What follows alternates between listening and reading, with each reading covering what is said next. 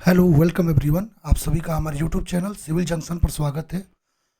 हम आप लोगों के लिए जो आरसीएम एसएसबी का जो एग्ज़ाम होने वाला है उसमें जितने भी पेपर आपके चाहे वो आरसीएम एसएसबी में डिप्लोमा के लिए कराए गए हों या आपके डिग्री के लिए, उन सभी पीवाईक्यूज़ को इस सीरीज में देखने वाले एक एक करके सारे पेपर आपके आएंगे।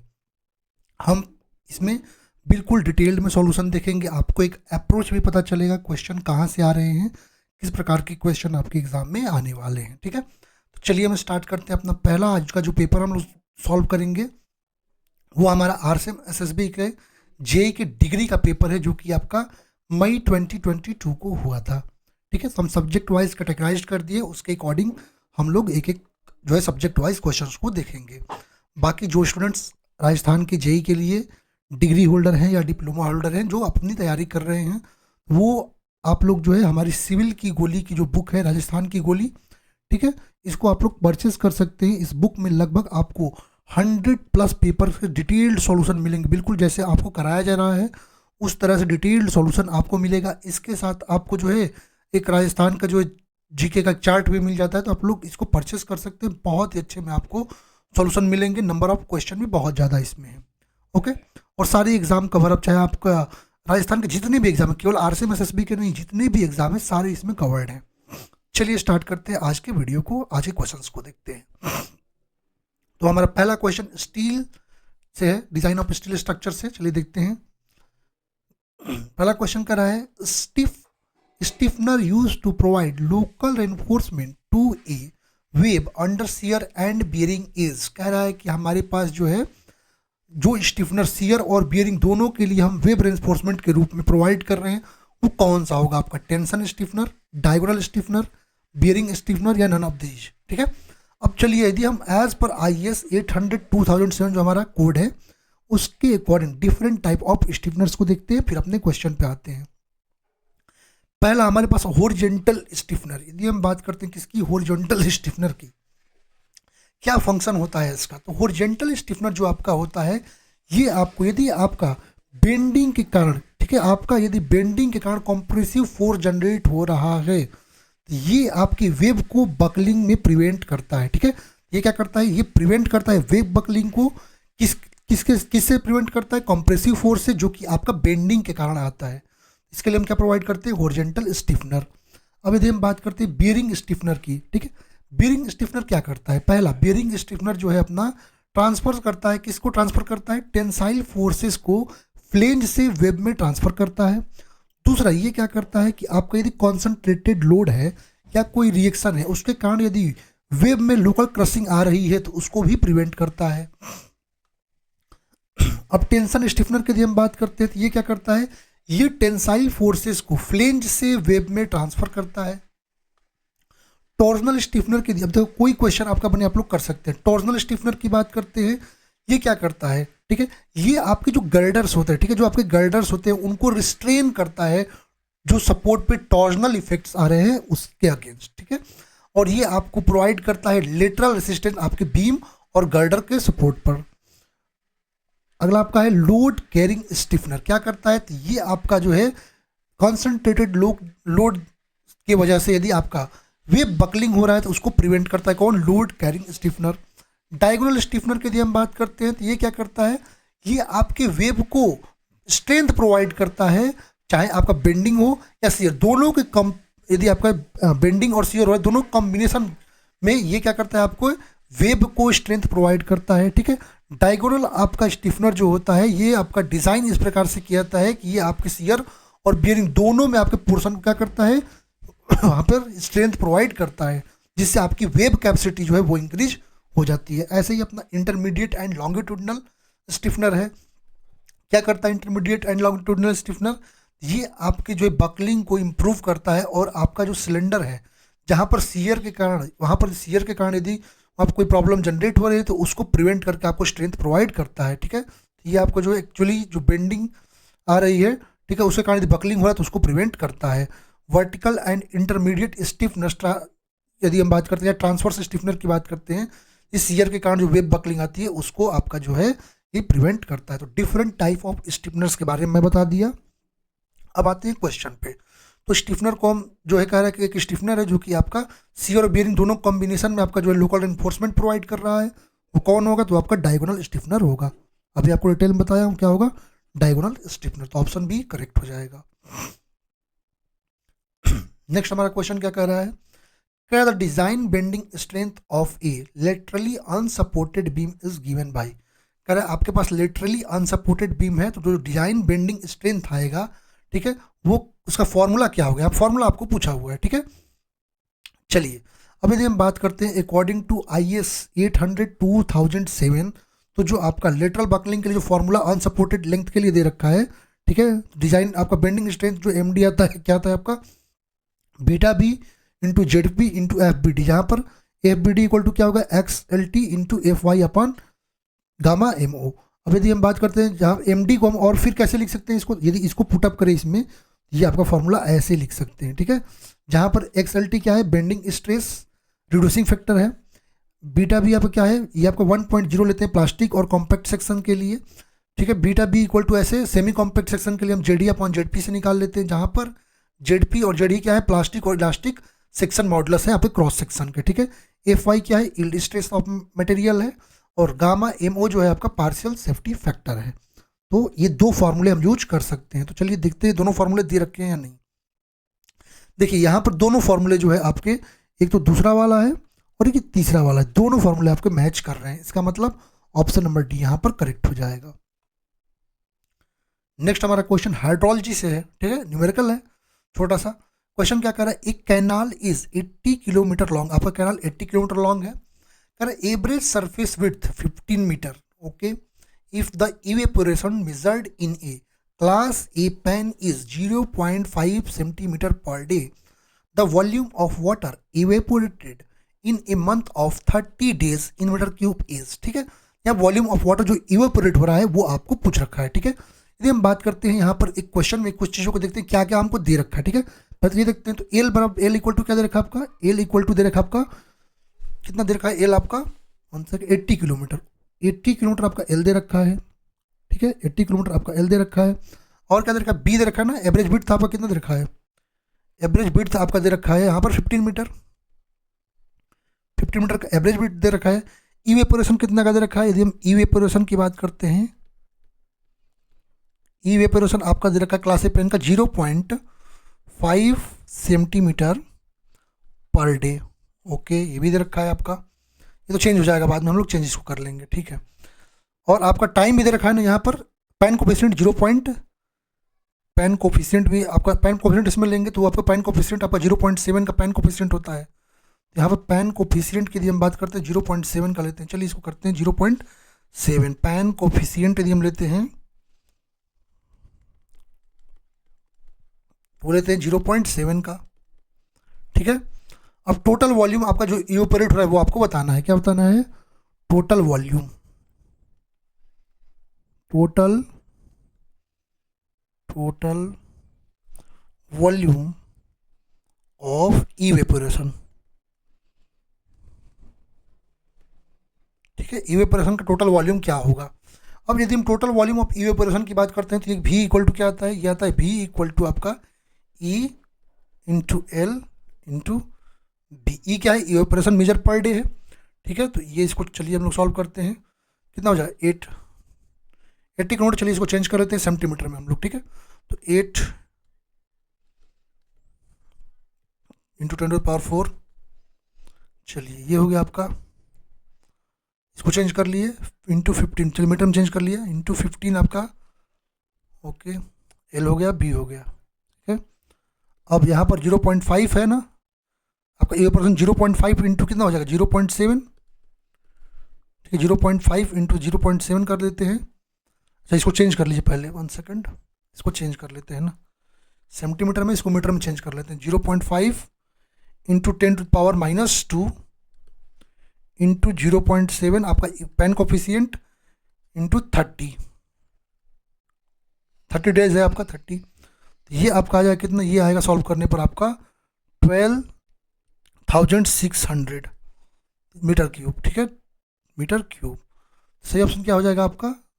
ये हो जाएगा आपका 12,600 मीटर क्यूब, ठीक है। चलते हैं नेक्स्ट क्वेश्चन पे। अब अपना क्वेश्चन एस्टिमेशन एंड कॉस्टिंग से है, ठीक है। चलिए क्वेश्चन क्या कह रहा है, विच one of the following is correct, कह रहा है कौन सा करेक्ट है।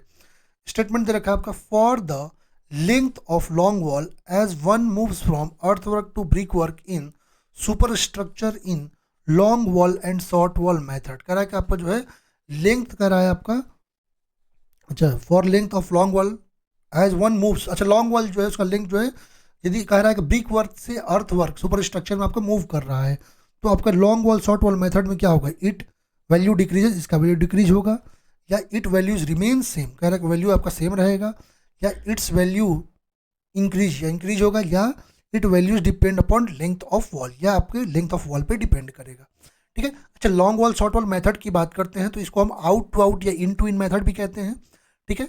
यदि हम बात करते हैं जो आपका wall along the length of room जो होता है, रूम के लेंथ के अलोंग होता है, उसको क्या कहते हैं, लॉन्ग वॉल। और जो wall perpendicular to the length of room होता है उसको हम कहते हैं शॉर्ट वॉल, ठीक है। अब long wall short wall method में यहाँ पर एक चीज़ देखिए, जब लॉन्ग वॉल मेथड की हम बात करते हैं तो आपका लेंथ क्या आता है, आपका length of centre line of long wall plus width of item. Short wall length की हम बात करते हैं तो length of centre line of short wall minus width of item, ठीक है, ऐसे आता है। अब एक चीज़ समझिएगा, यदि जैसे जैसे हम कह रहे हैं ना, जैसे जैसे हम मूव करते हैं आपके, ठीक है, जब हम अर्थवर्क से ब्रिक वर्क की और सुपर स्ट्रक्चर में मूव करते हैं तो जो लॉन्ग वॉल जो आपका जो है, ठीक है, जो लेंथ है लॉन्ग वॉल का वो क्या होता है, तो लेंथ ऑफ जो लॉन्ग वॉल है वो आपका क्या होता है, तो वो आपका डिक्रीज होता है, और शॉर्ट वॉल का लेंथ क्या होता है, इंक्रीज होता है। ये चीज़ आपको याद रखनी है, ठीक है। सही ऑप्शन क्या होगा, ये आपका डिक्रीज होगा, शॉर्ट वॉल का लेंथ इंक्रीज होगा। नेक्स्ट क्वेश्चन हमारा ऑटो कैड का है, कह रहा था extension for AutoCAD template file is, कह रहा है जो ऑटो कैड टेम्पलेट फाइल होता है उसका एक्सटेंशन आपको बताना है कौन सा होता है, ठीक है। अच्छा ये आपका ऑटो कैड के क्वेश्चन है तो इनको भी ये सारे एक्सटेंशंस भी आपको याद रहने चाहिए। जैसे DST है, ये ड्राइंग सेट और सेट फाइल के लिए है। DWF जो है ड्राइंग वेब फाइल है।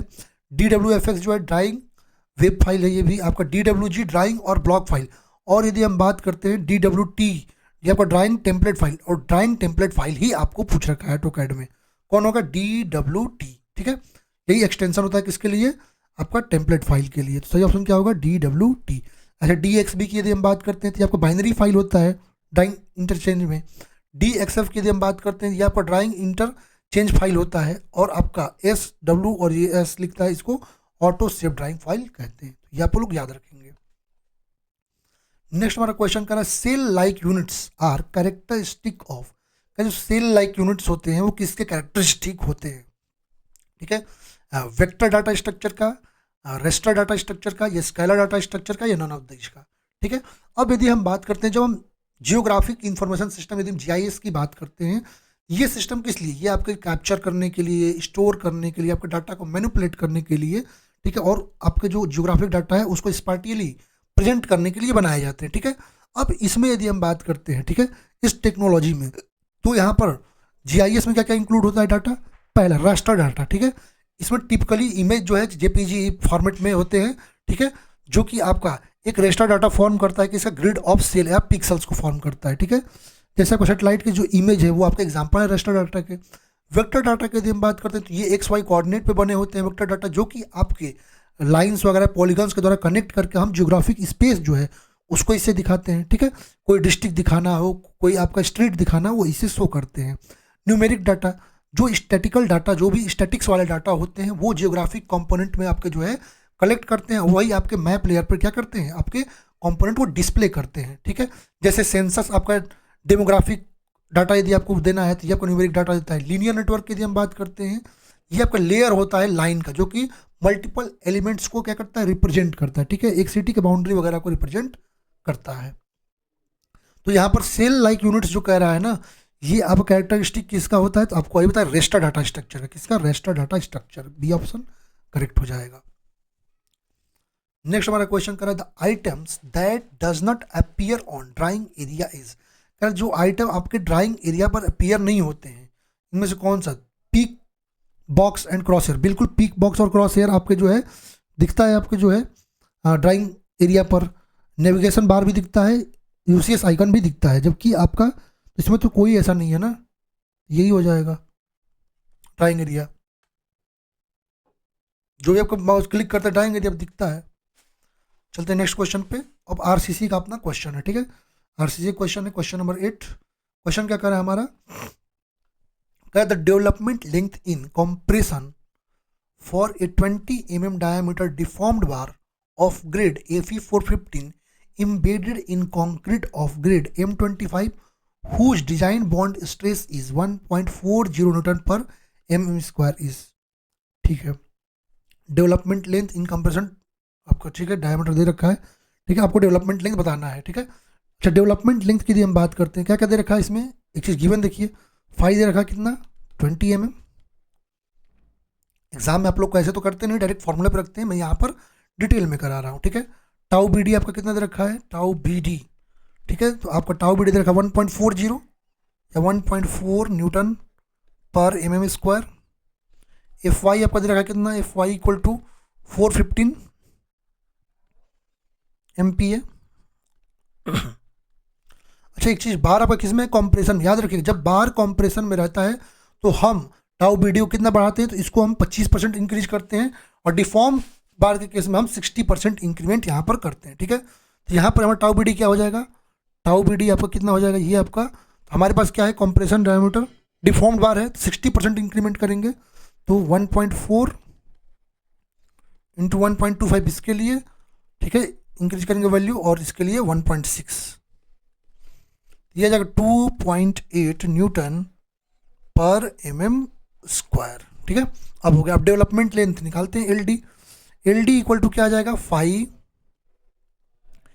5 into 0.87 F Y upon 4 tau B D, ठीक है, कुछ नहीं, वैल्यू रखेंगे, कितना हो जाएगा 20 इंटू 0.87 इंटू 415 अपॉन 4 इंटू 2.8, इसको सॉल्व करेंगे तो आपकी वैल्यू आएगी 645 mm।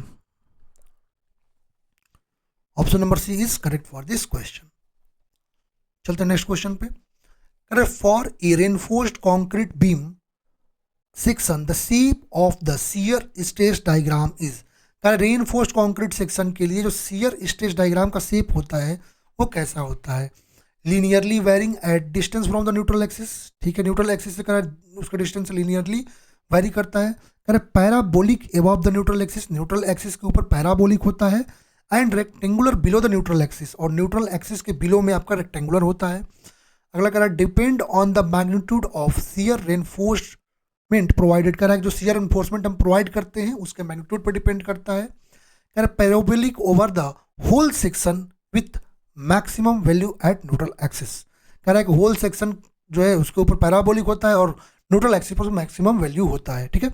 अब यदि हम बात करते हैं अपने रेनफोर्स्ड कॉन्क्रीट सेक्शन की, यदि हम बात करते हैं तो ये उसका क्या है, स्ट्रेस डिस्ट्रीब्यूशन डायग्राम, और स्ट्रेस डिस्ट्रीब्यूशन डायग्राम में एक चीज़ आपको दिख रहा है, क्या दिख रहा है कि ये आपके जो न्यूट्रल एक्सिस है, न्यूट्रल एक्सिस के एबव ये क्या होता है, रेक्टेंगुलर होता है, ठीक है, क्या होता है, न्यूट्रल एक्सिस, सॉरी पैराबोलिक होता है न्यूट्रल एक्सिस के एबव, और नीचे क्या होता है आपका, रेक्टेंगुलर होता है, ठीक है। तो parabolic above the neutral axis and rectangular below the neutral axis. Next हमारा क्वेश्चन कर रहा है, if sigma CBC is permissible compressive stress of centre in bending then modular ratio is given by, कह रहा सिग्मा सीबीसी आपका जो है permissible compressive stress है, ठीक है, बेंडिंग में, कह रहा मॉडुलर रेशियो आपका क्या होगा। अब एक चीज़ समझिएगा, मॉडुलर रेशियो की हम बात करते हैं, ठीक है, तो जब हम बात करते हैं वर्किंग स्ट्रेस मेथड में तो क्या होता है, वर्किंग स्ट्रेस मेथड में आपका जो एम आता है मॉडुलर रेशियो होता है, क्या आता है आपका, तो ये आता है आपका elastic modulus of steel to concrete, मतलब ES अपॉन EC आता है, EC आता है, ठीक है, ये मॉडुलर रेशियो आता है आपका किस में, वर्किंग स्ट्रेस मेथड में। और जब हम एज पर IS 456/2000 बात करते हैं, ये M इक्वल टू क्या आता है, 280/3 सिग्मा CBC, जहाँ सिग्मा CBC क्या आपका permissible stress is in concrete in bending compression, ठीक है। यहाँ पर सही ऑप्शन क्या हो जाएगा आपका, option number A 280/3 sigma CBC। Next question चलते हैं, कह रहा है identify the false statement from the following pertaining to the design of concrete structures, कह रहा है आपको जो फॉल्स स्टेटमेंट बताना है यहाँ पर कॉन्क्रीट स्ट्रक्चर के डिजाइन से रिलेटेड कुछ स्टेटमेंट दे रखे हैं, ठीक है। इनमें से आपको फॉल्स स्टेटमेंट आपको बताना है। पहला स्टेटमेंट कह रहा है a rectangular slab whose length exceeds twice its width always behave as two way slab regardless of the support conditions. कह रहा है आपके पास कोई रेक्टेंगुलर स्लैब है जिसकी लेंथ जो है ट्वाइस ऑफ द विड्थ से एक्सीड करती है, ठीक है। तो कह रहा है कि ये आपका टू वे स्लैब होगा और ये आपको किसी सपोर्ट कंडीशन पे डिपेंड नहीं करता, जो कि गलत दे रखा है। जब भी आपका यदि हम रेशियो, वहाँ पर हम क्या लेते हैं, अब हम रेशियो लेते हैं, ठीक है। जब आपका जो है एल अपॉन बी की यदि हम बात करते हैं, ठीक है, यदि आपका एल अपॉन बी की यदि हम बात करते हैं, ठीक है, L upon B is equal to or greater than two, equal to और ग्रेटर देन टू होता है तो इसको हम वन वे स्लैब कहते हैं, और लेसर होता है तो इसको क्या कहते हैं, टू वे स्लैब कहते हैं। तो यहाँ पर देखिए, यहाँ पर ये स्टेटमेंट में क्या कर रहा है कि एक्सीड कर रहा है, और एक्सीड करने पे कह रहा है कि आपका टू वे स्लैब, जो कि आपका क्या होगा, वन वे स्लैब होगा, ठीक है। ये टू वे नहीं होगा, वन वे स्लैब होगा। तो पहला स्टेटमेंट ही आपको फॉल्स मिल गया। चलिए नेक्स्ट स्टेटमेंट देखते हैं। कहता है assumption for linear strain profile in flexure is made use of in both working stress design method and limit state design method. जो एजम्पशन लेते हैं लीनियर स्ट्रेस प्रोफाइल का, ठीक है, वो आपका कह रहा है कि वर्किंग स्ट्रेस मेथड और डिजाइन स्ट्रेस आपका जो है डिजाइन स्टेट जो आपका मेथड है, ठीक है, लिमिट स्टेट मेथड है, उन दोनों में क्या होता है, सेम होता है। बिल्कुल सही बात है, एजम्पशन ये सेम होता है। नेक्स्ट कह रहा है in case of staircase design the dead weight of step is calculated by treating the step to be an equivalent horizontal slab of thickness equal to half of rise. सही बात है, जब हम स्टेयरकेस डिजाइन करते हैं तो जो dead weight होता है आपके स्टेप्स का, ठीक है, उसको हम इक्विवेलेंट करते हैं ओरिजेंटल स्लैब, और उसके थिकनेस का जो है आधा, जो रेज होता है उसका थिकनेस का आधा लेते हैं। सही है। Torsional reinforcement is required to provided at corners of simply supported rectangular slabs if the corner are free to lift up. यदि आपका कॉर्नर जो है फ्री टू लिफ्ट अप है तो सिंपली सपोर्टेड आपका रेक्टेंगुलर स्लैब में हम क्या करते हैं, टॉर्जनल एनफोर्समेंट प्रोवाइड करते हैं। ये भी स्टेटमेंट आपका सही है। कौन सा फॉल्स स्टेटमेंट है, तो केवल ये आपका स्टेटमेंट फॉल्स है। चलते हैं नेक्स्ट क्वेश्चन। तो अपना सर्वेइंग से क्वेश्चन है। क्वेश्चन क्या कर रहा है हमारा, कह रहा है consider the following statements about the characteristic of contours. यहाँ पर कंटूर के कुछ कैरेक्टरिस्टिक दे रखे हैं, उसके अकॉर्डिंग आपको यहाँ पर बताना है कौन सा स्टेटमेंट आपका करेक्ट है, ठीक है। पहला स्टेटमेंट कह रहा है closed contours line with higher values inside so a leg. क्या जो कंटूर्स जो लाइन, जो क्लोज कंटूर लाइंस होते हैं वो आपके जो है इनसाइड हायर वैल्यू होता है वो लेग को बताते हैं, लेग को आपको बता रहे हैं, ठीक है। अगला स्टेटमेंट कह रहा है contour is an imaginary line joining points of equal elevation. कह रहा है जो कंटूर होते हैं वो इमेजिनरी लाइंस होते हैं जो कि आपके इक्वल एलिवेशन के पॉइंट्स को ज्वाइन करके बनाए जाते हैं। दूसरा कह रहा है closely spaced contour lines indicate a steep slope. Closely spaced यदि कंटूर लाइंस हैं वो स्लोप, स्टीप स्लोप को इंडिकेट करते हैं। अगला स्टेटमेंट कह रहा है contours line of equal height may not converge और continue as one line but a single contour line may split in two lines. कह रहा है जो कंटूर लाइंस हैं जो कि इक्वल हाइट के हैं वो कह रहा है ना ही कंटिन्यू हो सकते हैं ना ही कन्वर्ज हो सकती है एक लाइन के रूप में, लेकिन जो सिंगल कंटूर लाइन है वो स्प्लिट हो सकता है दो लाइन में, ठीक है। अब चलिए एक बार हम कंटूर के बारे में देखते हैं। कंटूर क्या होते हैं? एक्चुअली कंटूर हमारे इमेजिनरी लाइन होते हैं जो कि इक्वली एलिवेशन के जो पॉइंट्स होते हैं, इक्वल एलिवेशन के पॉइंट्स को जोड़ करके जो हमारा लाइन बनता है, इक्वल स्पेस वाले को जोड़ करके जो हमारा लाइन बनता है उसको हम क्या कहते हैं, कंटूर कहते हैं। यहाँ पर इक्वल एलिवेशन के लाइंस जो पॉइंट्स हैं उनको ऐड करके हम कंटूर बनाते हैं, ठीक है। अब कंटूर के कुछ कैरेक्टरिस्टिक्स हैं, जैसे क्लोज कंटूर लाइंस जो होते हैं वो हायर वैल्यू को शो, इनसाइड में हायर वैल्यू को शो कर रहे हैं तो वो हील को बताएंगे, ठीक है। यहाँ पर क्या कहा है, लेग को, जो कि पहले ही गलत मिल गया। किसको बताएंगे, हील को, ठीक है। किसको बताएंगे, हील को, याद रखेंगे, हील को बताएंगे। नेक्स्ट कह रहा है the variation of vertical distance between any two contour lines assume to be uniform, ठीक है। दो आपके जो है कंटूर लाइंस हैं, ठीक है, और वो आपके वर्टिकल डिस्टेंस जो है उनका वेरिएशन का जो है, ठीक है, वो आपका यूनिफॉर्म माना जाएगा, ठीक है। और जो कंटूर लाइंस जिनका एलिवेशन सेम है वो यूनाइट नहीं हो सकते हैं एक लाइन के रूप में, और सिंगल जो कंटूर है वो कभी भी आपके दो लाइंस में स्प्लिट नहीं हो सकता है, ठीक है। ये भी याद रखेंगे। जो हॉरिजॉन्टल डिस्टेंस होता है दो कंटूर के बीच में, ठीक है, वो इंडिकेट करता है अमाउंट ऑफ स्लोप को, और ये आपका वेरी करता है इन्वर्सली अमाउंट ऑफ स्लोप। ठीक है, स्टीपेस्ट स्लोप जो होता है टेरेन का, ठीक है, वो रिप्रेजेंट करता है नॉर्मल कंटूर लाइन के द्वारा किसी पॉइंट को। ठीक है, और ये परपेंडिकुलर होता है रिज और वैली लाइंस के। ठीक है, एक चीज़ और है, कंटूर लाइन जो है वो आपके परमानेंट स्ट्रक्चर ऑफ बिल्डिंग से पास नहीं करते हैं। ठीक है, जो कंटूर्स होते हैं डिफरेंट एलिवेशन के, वो एक दूसरे को क्रॉस नहीं कर सकते हैं, केवल ओवर हैंगिंग क्लिफ वगैरह केस में क्रॉस करते हैं। ठीक है, कंटूर लाइन जो डिफरेंट एलिवेशन के होते हैं वो आपको यूनाइट नहीं हो सकते हैं, और यूनाइट होकर जो है आपका जो है एक कंटूर फॉर्म नहीं कर सकते हैं, ये भी वर्टिकल केस छोड़ करके। तो ये सारी चीज़ें आप लोग देख सकते हैं। ठीक है, और जो क्लोजली स्पेस्ड कंटूर होते हैं वो स्टीप स्लोप को बताते हैं। यहाँ पहला स्टेटमेंट रॉन्ग है, correct, contour is an imaginary line joining points of equal elevation, बिल्कुल सही बात है। ठीक है, correct, closely spaced contour line steep slope को बताते हैं, बिल्कुल सही बात है। और ये यहाँ तक ये स्टेटमेंट सही है, लेकिन करेक्ट स्प्लिट कर सकते हैं दो लाइन में, जो कि गलत है। सही क्या मिल गया आपका, 1, 2 और 3, तो ऑप्शन नंबर बी हमारा करेक्ट हो जाएगा। चलते हैं अगले क्वेश्चन पे। Correct, which one of the following statement is correct, correct, इनमें से कौन सा स्टेटमेंट करेक्ट है। The axis of striding level must be parallel to the horizontal axis, का जो एक्सिस होता है स्ट्राइडल लेवल का, वो आपका पैरेलल होता है हॉरिजॉन्टल एक्सिस के। ठीक है, अगला कह रहा था axis of altitude level must be perpendicular to the line of collimation, का जो एक्सिस होता है एल्टीट्यूड लेवल का वो परपेंडिकुलर होता है आपके कोलिमेशन लाइन ऑफ कोलिमेशन के। ठीक है, कहता है axis of plate level should be parallel to vertical axis must be, कह आपका जो एक्सिस होता है आपका जो एक्सिस ऑफ प्लेट लेवल होता है वो आपका पैरेलल होता है वर्टिकल एक्सिस के, ये मस्ट है। ठीक है, the line of collimation perpendicular to the plate level axis, का जो लाइन ऑफ कोलिमेशन होता है प्लेट लेवल एक्सिस के परपेंडिकुलर होता है।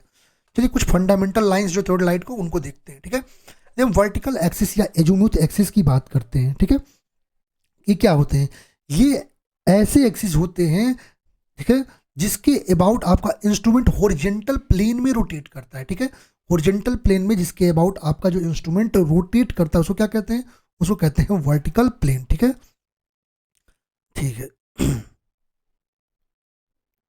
नेक्स्ट यदि हम बात करते हैं हॉरिजॉन्टल एक्सिस या ट्रूनियन एक्सिस की यदि हम बात करते हैं, तो ये एक ऐसा एक्सिस होता है जिसके अबाउट आपका इंस्ट्रूमेंट वर्टिकल प्लेन में रोटेट करता है, और जो आपकी स्ट्राइडिंग लेवल होती है जो कि ट्रूनियन से अटैच्ड होती है वो पैरेलल होती है हॉरिजॉन्टल एक्सिस के। ठीक है, तो ये आप लोग समझ में आ गया।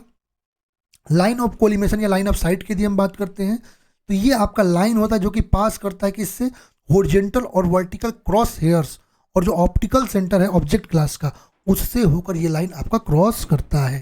ठीक है, बबल लाइन की यदि हम बात करते हैं जिसको लेवल ट्यूब एक्सिस या एल्टीट्यूड लेवल एक्सिस भी कहते हैं, ये आपका स्ट्रेट लाइन होता है। ठीक है, जो कि आपके लॉन्गिट्यूडनल कर्व के टेंजेंशियली होता है, जो आपके लेवल ट्यूब होता है उसके सेंटर के। ठीक है, और जब आपका जो बबल होता है सेंटर में होगा तो ये आपका हॉरिजॉन्टल हो जाता है। प्लेट लेवल एक्सिस की यदि हम बात करते हैं तो ये आपका परपेंडिकुलर होता है वर्टिकल एक्सिस के, जब आपका बबल सेंटर में आता है। ये कुछ चीज़ें थी आपको बता दिया। तो यहाँ पर जो एक्सिस ऑफ स्ट्राइडल लेवल होता है वो पैरेलल होता है हॉरिजॉन्टल एक्सिस के, बिल्कुल ये स्टेटमेंट सही है। ठीक है, तो करेक्ट स्टेटमेंट यही आपका है। चलते हैं नेक्स्ट क्वेश्चन पे। क्वेश्चन नंबर 14 हमारा क्या कह रहा है, का traversing is carried out for a close traverse PQRS, the internal angles at vertices PQRS are measured 92 degree, 68 degree, 123 degree and 77 degree respectively. Okay, if four bearing of line PQ is 20 degree, four bearing offline RS का आपको four bearing पूछ रखा है। ठीक है, four bearing PQ का FB कितना दे रखा है, FB ऑफ PQ 20 डिग्री दे रखा है। ठीक है, अच्छा यहाँ पर डायरेक्शन प्रोग्रेस जो सर्वे का वो क्या है, क्लॉकवाइज डायरेक्शन में है। ठीक है, तो आपका जो बैक बियरिंग ऑफ PQ यदि हम बात करते हैं, बैक बियरिंग ऑफ PQ, ठीक है, बैक बियरिंग ऑफ PQ की यदि हम बात करते हैं क्या हो जाएगा, 20 डिग्री आपका प्लस 180 डिग्री। ठीक है, बैक बियरिंग मिल जाएगा इसका 180 डिग्री, तो आपका 200 हो जाएगा, तो कितना हो जाएगा 200, ठीक है। अब 4 बियरिंग QR का निकाल सकते हैं। 4 बियरिंग ऑफ QR कितना हो जाएगा आपका 200 डिग्री माइनस 68 डिग्री,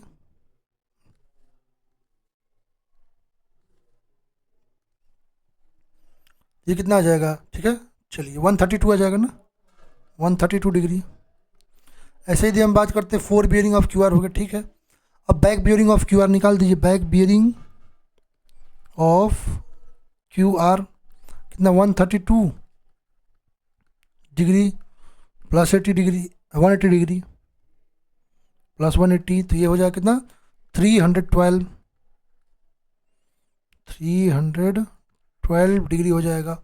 और एफ बी आप निकाल दीजिए। 4 बियरिंग इसका पूछ रखा है आपको क्वेश्चन में, RS का।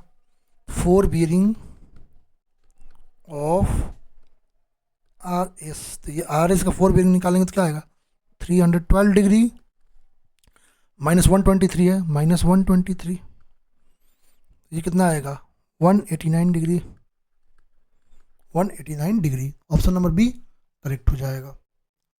नेक्स्ट हमारा क्वेश्चन कर रहा है GMM स्टैंड्स फॉर, कर रहा है GMM का फुल फॉर्म आपको पूछ रहा है global mid morning, global mid night, Greenwich mean mid light या ग्रीनविच मीन मिड मॉर्निंग। यदि हम GMM की बात करते हैं तो ये आपका ग्रीनविच मीन मिड नाइट होता है, जो कि आपका प्राइम मेरिडियन भी कहलाता है, ठीक है। जिसको हम एक इमेजिनरी लाइन होता है जो कि 1851 में आपका जो है एस्टेब्लिश किया गया, ठीक है।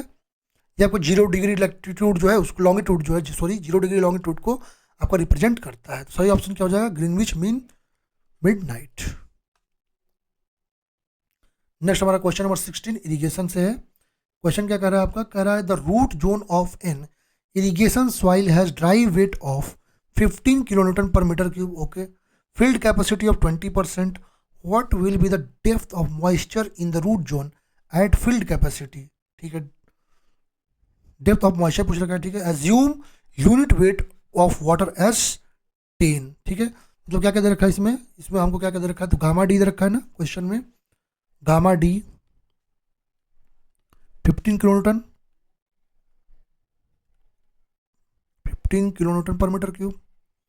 चलिए जो जो देखा है वो पहले दे लिखते हैं, ठीक है।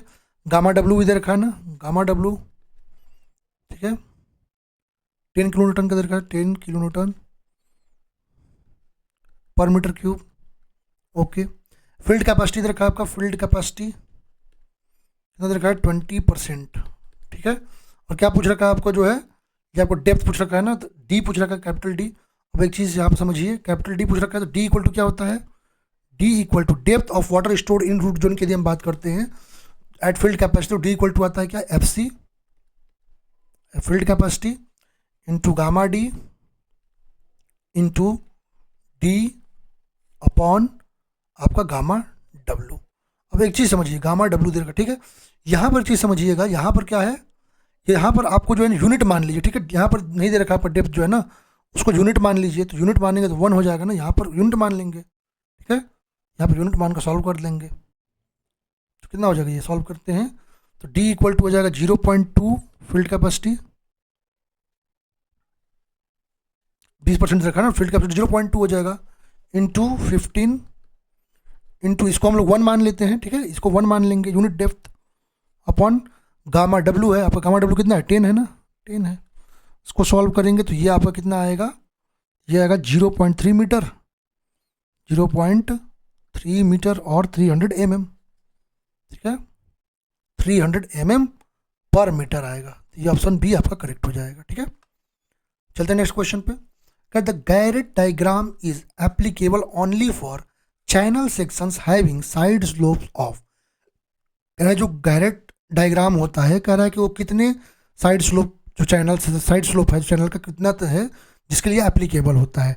जब हम गैरेट डायग्राम की बात करते हैं तो ये आपका ग्राफिकल रिप्रेजेंटेशन होता है किसका, design of canal dimension based on Kennedy theory, ठीक है। ये कैनेडी थ्योरी पर जो आपका डायमेंशंस होते हैं उसका ग्राफिकल रिप्रेजेंटेशन होता है, जिसमें एक्स एक्सिस जो होती है उस पर हम डिस्चार्ज को प्लॉट करते हैं, ठीक है, चैनल का, और जो स्लोप होता है उसको हम वाई एक्सिस पर आपको शो करते हैं। और ये आपका गैरेट डायग्राम जो है केवल 0.5:1 स्लोप के साइड स्लोप के लिए ही आपका जो है एप्लीकेबल होता है। सही ऑप्शन क्या मिल जाएगा, ऑप्शन नंबर सी। चलते हैं नेक्स्ट क्वेश्चन पे। Consider the cross section of canal and state what is the use of dowla. कह रहा है जो क्रॉस सेक्शन होता है कैनाल का उसको कंसिडर करिए और बताइए कि जो डोला होता है उसका क्या काम होता है। ठीक है, the possibility of leak and breaches are reduced, they bring saturation line more inside the body of the bank, they protect the bank from erosion because of wave action, they act as a curve on side of roadway towards the canal, और आपका none of the. अच्छा यदि हम डोला की बात करते हैं, ठीक है, डोला के यदि आप जिसको डॉवेल भी कहते हैं, ये आपके जो है जो हम सर्विस रोड प्रोवाइड करते हैं ना उसके साइड में सर्विस रोड और जो चैनल होता है, ठीक है, जो सर्विस रोड और चैनल, देखिए जो सर्विस रोड होगा इधर और ये चैनल है, ये सर्विस रोड इधर होगा, ये चैनल, उसके बीच में हम डोला को प्रोवाइड करते हैं। क्या करते हैं? डोला को प्रोवाइड करते हैं, डॉवेल को। ठीक है, अब इसका काम क्या होता है, ये क्या करता है, ये आपका एक्चुअल एक तो आपका एफएसएल से ऊपर होता है, ठीक है, ये आपका सेफ्टी मेजर जो ऑटोमोबाइल्स आपका ड्रिवन कर रहे हैं सर्विस रोड पे उसको सेफ्टी प्रोवाइड करता है, और ये कर्व के रूप में जो साइड रोड है ना उसके कैनाल के टुवर्ड्स, तो उसको एक कर्व के रूप में वर्क करता है। ठीक है, सही ऑप्शन क्या होगा? They act as a curve on sides of roadway towards the canal. Next हमारा क्वेश्चन का है the duty of a crop is 432 hectare per cumec when the base period of the crop is 100 days, the delta for the crop will be. Crop के लिए delta पूछ रखा है, ठीक है, बाकी चीज़ें दे रखी है, ड्यूटी दे रखा है, ठीक है। चलिए इसको सॉल्व करते हैं। जो ड्यूटी दे रखा है, डी कितना दे रखा है ड्यूटी, तो आपका 432 हेक्टेयर पर क्यूमिक दे रखा है ना, 432 हेक्टेयर पर क्यूमिक। ओके, डेल्टा आपको पूछ रखा है आपका, हाँ ये आपका बेस पीरियड दे रखा है, बेस पीरियड कितना दे रखा है आपका, बेस पीरियड दे रखा है 100 डेज का, 100 डेज, ठीक है। चलिए तो आपको पता है ड्यूटी इक्वल टू क्या होता है, duty equal to 8.64 B upon delta, यहाँ से कर लीजिए तो 432 equal to 8.64 into 100 upon delta, यहाँ से डेल्टा निकाल लेंगे तो डेल्टा आएगा, यहाँ सॉल्व करेंगे 2 मीटर आपका डेल्टा आएगा equal to 200 centimetre. Option number B correct हो जाएगा। चलते हैं नेक्स्ट क्वेश्चन पे। What will be the delta for a crop when duty is 864 hectares per cumec on the field if the base period of the crop is 120 days. ठीक है, तो फिर वैसा ही क्वेश्चन है, ये भी सीधे वैल्यू रखिए और क्वेश्चन आ जाएगा आपको। डेल्टा इक्वल टू क्या हो जाएगा, ठीक है 8.64 हेक्टेयर पर क्यूमिक दे रखा है, 120 8.64 से रखिए 64 बी मतलब 120 अपॉन डी 864, सॉरी 120 है ना, 120 डेज और ये 864, इसको सॉल्व करेंगे तो 120 आएगा, 864 लगेगी ना, सेंटीमीटर में वैल्यू आएगी 120 सेंटीमीटर, सेंटीमीटर पूछा है, ठीक है ये फॉर्मूला सही है, ऑप्शन नंबर बी करेक्ट हो जाएगा। नेक्स्ट हमारा क्वेश्चन स्ट्रेंथ ऑफ मटेरियल का क्वेश्चन है, ठीक है, थोड़ा ये अच्छा क्वेश्चन आपको दे रखा है, ठीक है। A 2 metre long beam BC carries a single concentrated load at its midspan and is simply supported at its end by two cantilevers AB 1 meter long and CD 2 meter long as shown in the figure. The shear force at the end A and bending moment end at end D for the cantilever respectively will be. Okay, यहाँ पर क्या बताना है, shear force आपको बताना है, ठीक है। चलिए इसको एनालाइज करने के लिए हम क्या करते हैं, FBD में ब्रेक करते हैं। एक सेकंड थोड़ा पानी पी ले।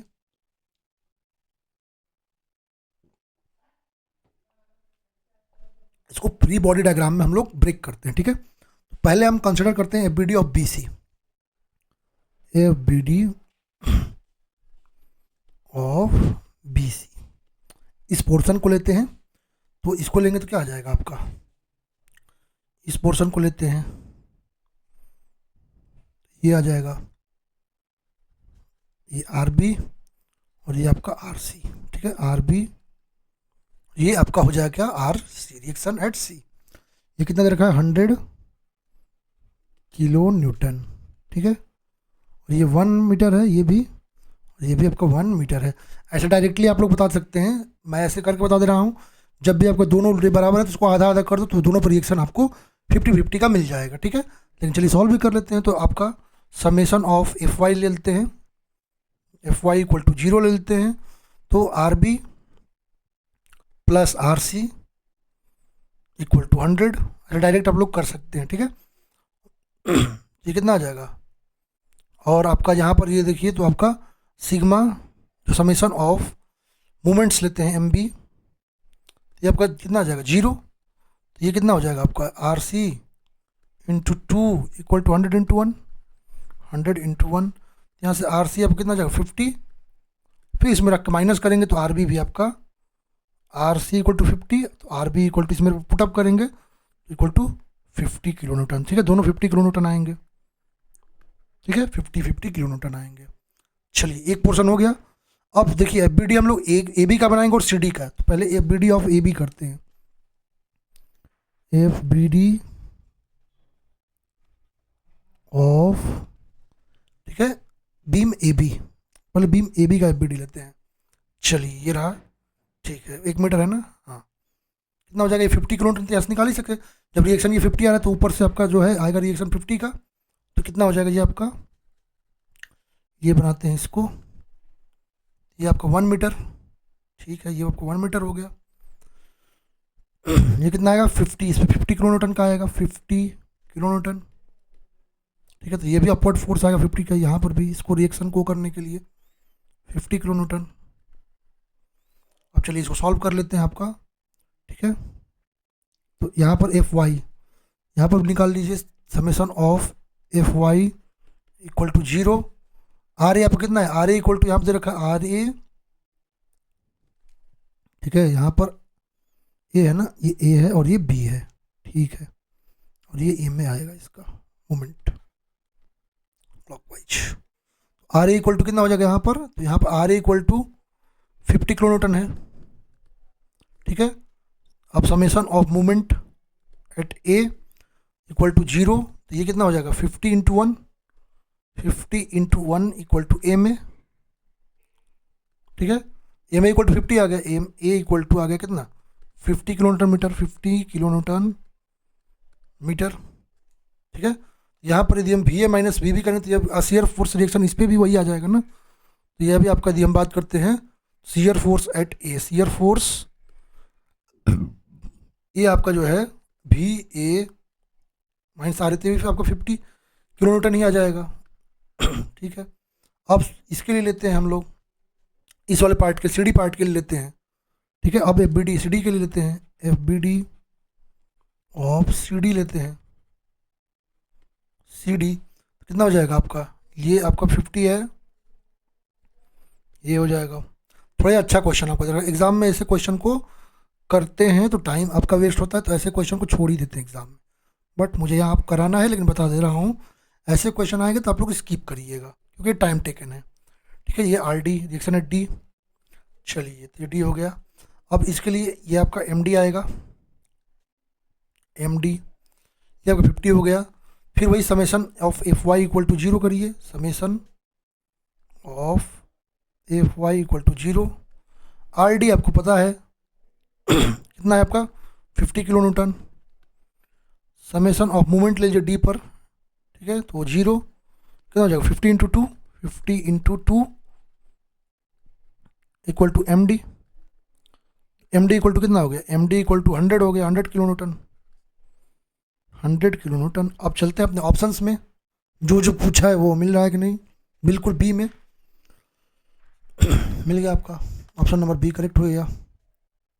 चलते हैं नेक्स्ट क्वेश्चन पे, ये भी अच्छा क्वेश्चन है। Choose the correct shear force diagram for the beam Son below. यहाँ पर एक बीम दे रखा है, इसके लिए आपको जो है करेक्ट आपको डायग्राम बताना है, शियर फोर्स डायग्राम, ठीक है। तो ये भी आसान है आपका, यदि हम बात करते हैं, ये आपका बीम दे रखा है, ठीक है, ये आपका बीम है। समेशन ऑफ मूवमेंट ले लेते हैं, समेशन ऑफ मूवमेंट 0 हो जाएगा, आर बी इंटू एल, इसको लीजिए आर बी इंटू एल लीजिए, तो ये कितना आ जाएगा इंटू एम आएगा, तो R B equal to M by L हो जाएगा, ठीक है।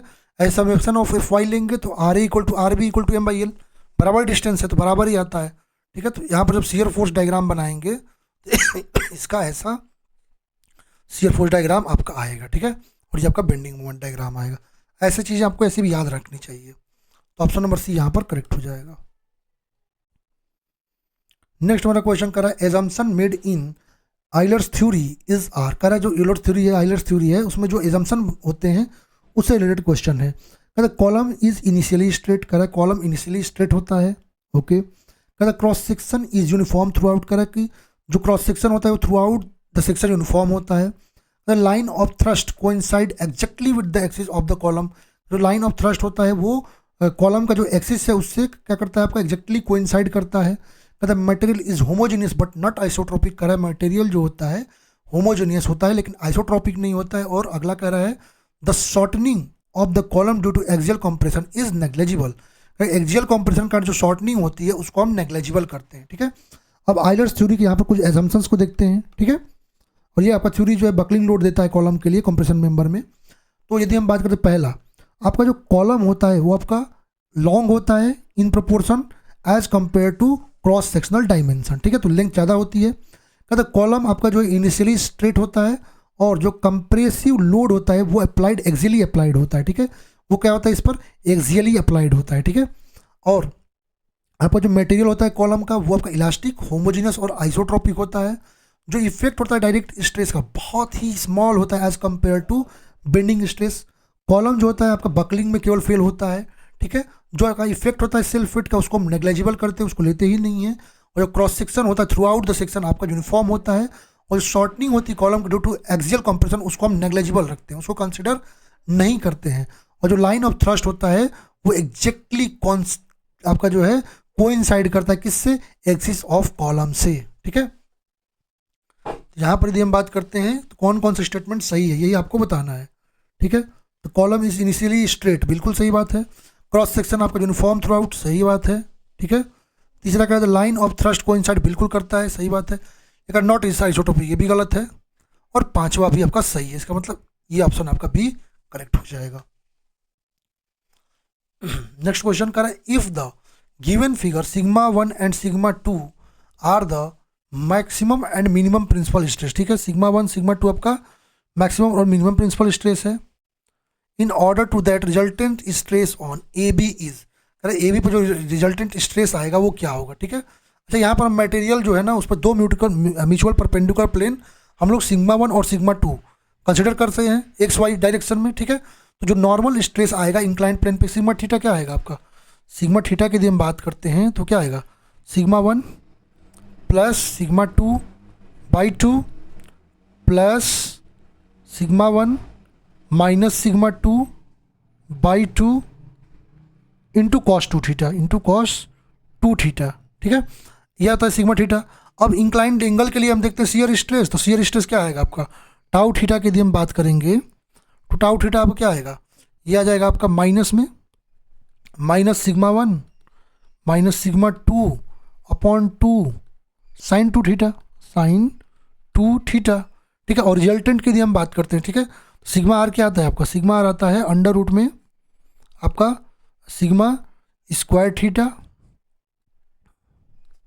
ठीक है, और आपका जो है प्लस टाउ स्क्वायर थीटा, ये आता है। अब रिजल्टेंट जो है मैक्सिमम कब होता है, ठीक है, रिजल्टेंट स्ट्रेस तब मैक्सिमम होता है जब आपका शियर स्ट्रेस जो होता है मैक्सिमम होता है, मतलब थीटा इक्वल टू जो है यदि आपका 45 डिग्री होता है, थीटा इक्वल टू 45 डिग्री। अब यहाँ पे वैल्यू रखेंगे साइन 2 थीटा और क्या हो जाएगा साइन 2 थीटा मतलब 90 डिग्री, तो एक हो जाएगा यहाँ पर वैल्यू, ठीक है, यहाँ पर ये वैल्यू एक हो जाएगा, ठीक है, ठीक है। तो सिग्मा 1 सिग्मा माइनस हो जाएगा यहाँ पर, और यहाँ पर कॉस में रखते हैं वैल्यू को, तो 2 थीटा यहाँ पर रखिए कॉस वाले में, कॉस वाले इक्वेशन में रखेंगे इस वैल्यू को, ठीक है, तो ये भी आपका चेंज होगा, तो कॉस वाला 90 ये जीरो हो जाएगा, कॉस वाला तो जीरो हो जाएगा, तो केवल ये बचेगा। तो फिर रिजल्टेंट जो आएगा ना सिग्मा आर तो आपका क्या आएगा अंडर रूट, ये तो जीरो से मल्टीप्लाई कर दीजिए तो ये तो कट गया जीरो से करके, सिग्मा 1 प्लस सिग्मा 2 बाई 2 हो जाएगा, ठीक है। और यहाँ पर जो है इसका वैल्यू 1 हो जाएगा, तो 1 से ले जाएंगे तो ये प्लस, माइनस है तो इसमें जाएगा तो इसको माइनस और ये प्लस, तो सिग्मा 1 माइनस सिग्मा 2 हो जाएगा, सिग्मा 1 माइनस सिग्मा 2 बाई 2 का होल स्क्वायर। यार इसका मतलब वैल्यू कितनी रखनी है 45 डिग्री, 45 डिग्री, सही ऑप्शन हो जाएगा सी। चलते हैं नेक्स्ट क्वेश्चन पे, क्वेश्चन नंबर 25, ठीक है। क्या कर रहा है हमारा क्वेश्चन नंबर 25 कह रहा है आपका, what will be the ratio of deflections of two cantilever beams loaded uniformly having the ratio of their length 1/2 and the flexural rigidity आपका दे रखा है EI। ठीक है, चलिए इसको सॉल्व करते हैं हम लोग क्वेश्चन को। क्या कह रहा है, रेशियो ऑफ डिफ्लेक्शन दे रखा है। ठीक है, अच्छा आपको ये मुझे पता है ना, what ratio of deflection, two cantilever beam है ना uniformly having the ratio. Okay, तो कैंटिलीवर बीम मैक्सिमम डिफ्लेक्शन क्या आता है, कैंटिलीवर बीम है और यूडीएल लगा है उस पर, तो क्या आता है, यूडीएल लगा है तो आपका जो है डिफ्लेक्शन कितना आता है, होता है WL पावर 4 L1 के, चलिए L1 एक के लिए लेते हैं, पावर 4/8 EI।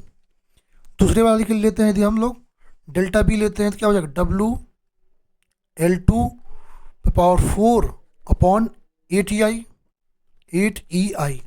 अब यहाँ पे क्वेश्चन में देखिए क्या दे रखा है, ये आपका जो है दोनों को delta A upon delta B करते हैं तो कितना आ रहा है, L1/L2 आ जाएगा ना, डेल्टा A 1/2 दे रखा है। ठीक है, लेंथ का रेशियो, तो लेंथ का रेशियो 1/2 दे रखा है ना, तो ये आपको कितना हो जाएगा, delta A upon delta B, तो ये आपका कट जाएगा W, तो क्या हो जाएगा L1, ये भी कट जाएगा, तो L1 टू द पावर 4 अपॉन L2 टू द पावर 4, तो ठीक है टोटल कर दीजिए उसका पावर 4 हो जाएगा।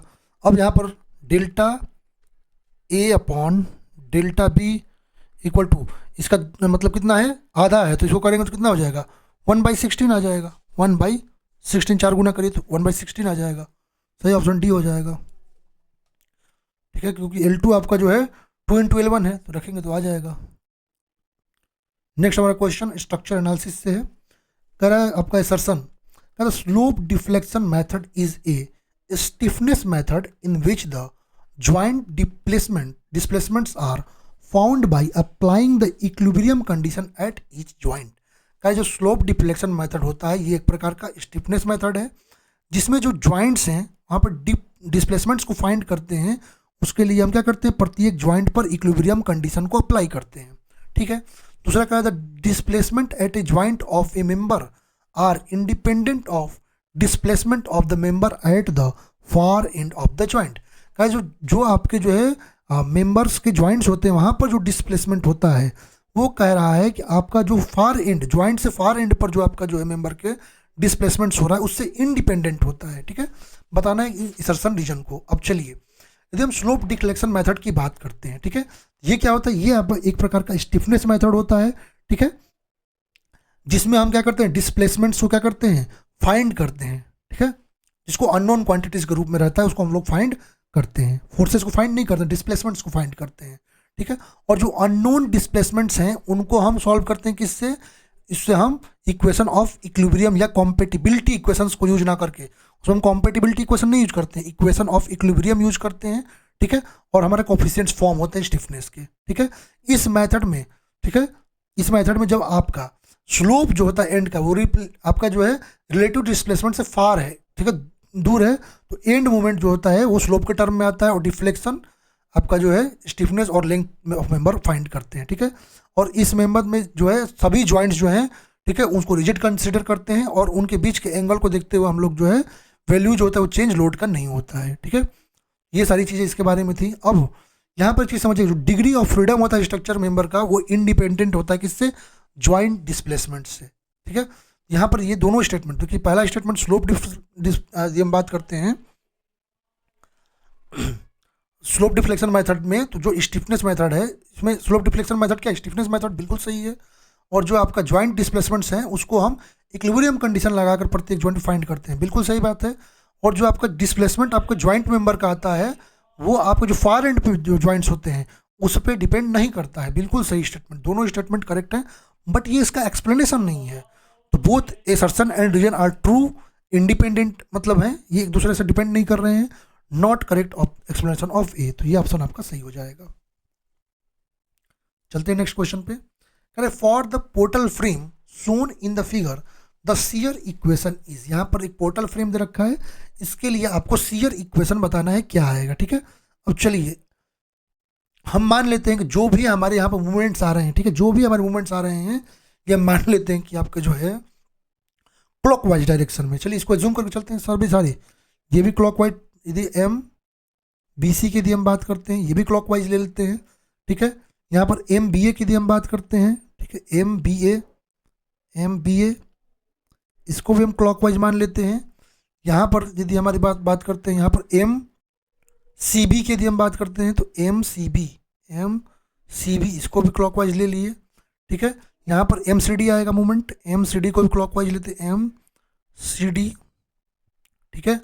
और यहाँ पर यदि हम बात करते हैं तो क्या आएगा आपका, ये आएगा आपका HD के लिए ना, ठीक है। तो ये आपका आएगा क्या, MDC। और ये यदि हम बात करते हैं तो ये भी क्लॉकवाइज लीजिए, MAB, सारे क्लॉकवाइज लीजिए, ठीक है, MAB। अब हॉरिजॉन्टल इक्विलिब्रियम स्ट्रक्चर के लिए हम लोग क्या लेंगे, summation of Fx equal to 0, ठीक है। Summation of x equal to 0 लेते हैं तो आपका जो सिग्मा Fx आएगा, summation of Fx equal to 0। इसका मतलब आपका जो HA ये आपका HA जो आ रहा है, HA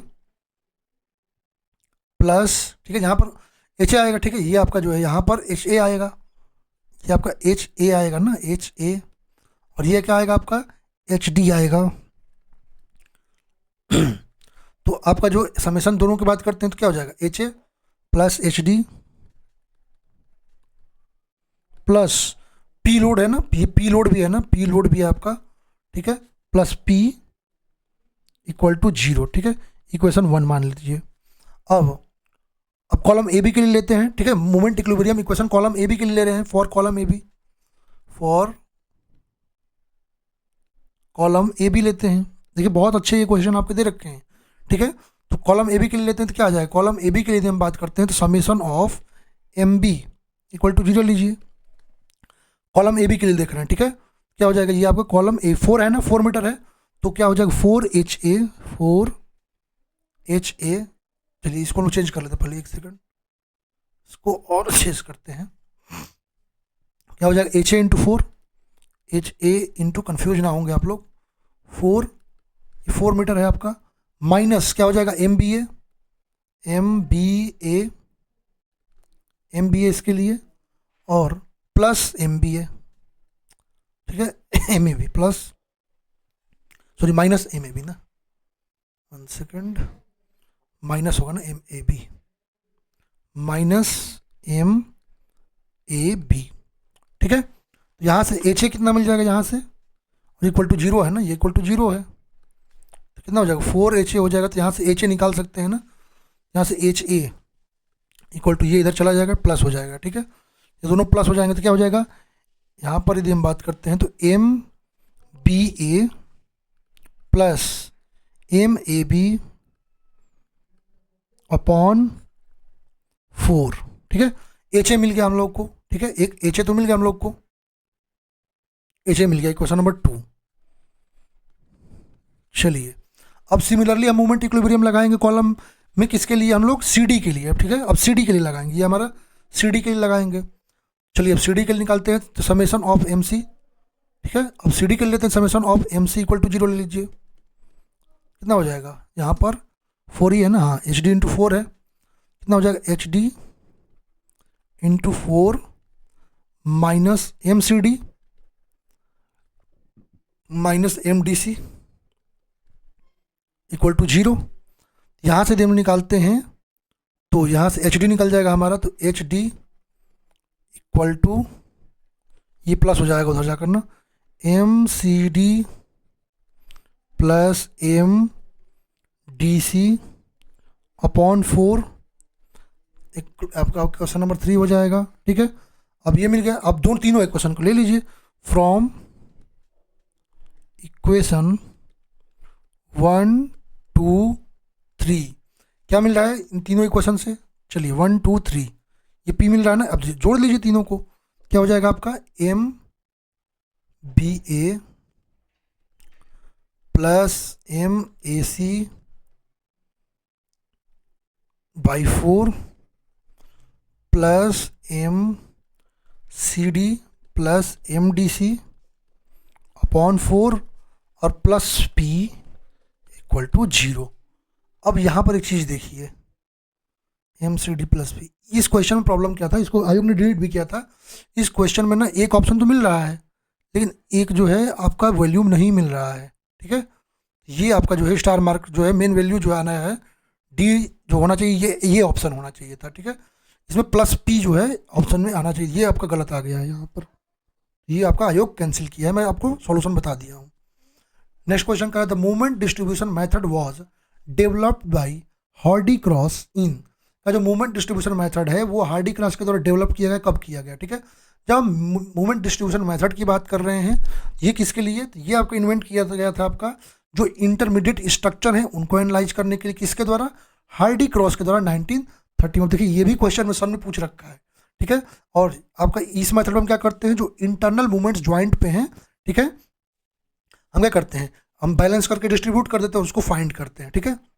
और ये आपका डिस्प्लेसमेंट मेथड है एनालिसिस का, यहाँ पर सही ऑप्शन क्या हो जाएगा 1930। अब देखिए सन भी पूछ रखा है क्वेश्चन में।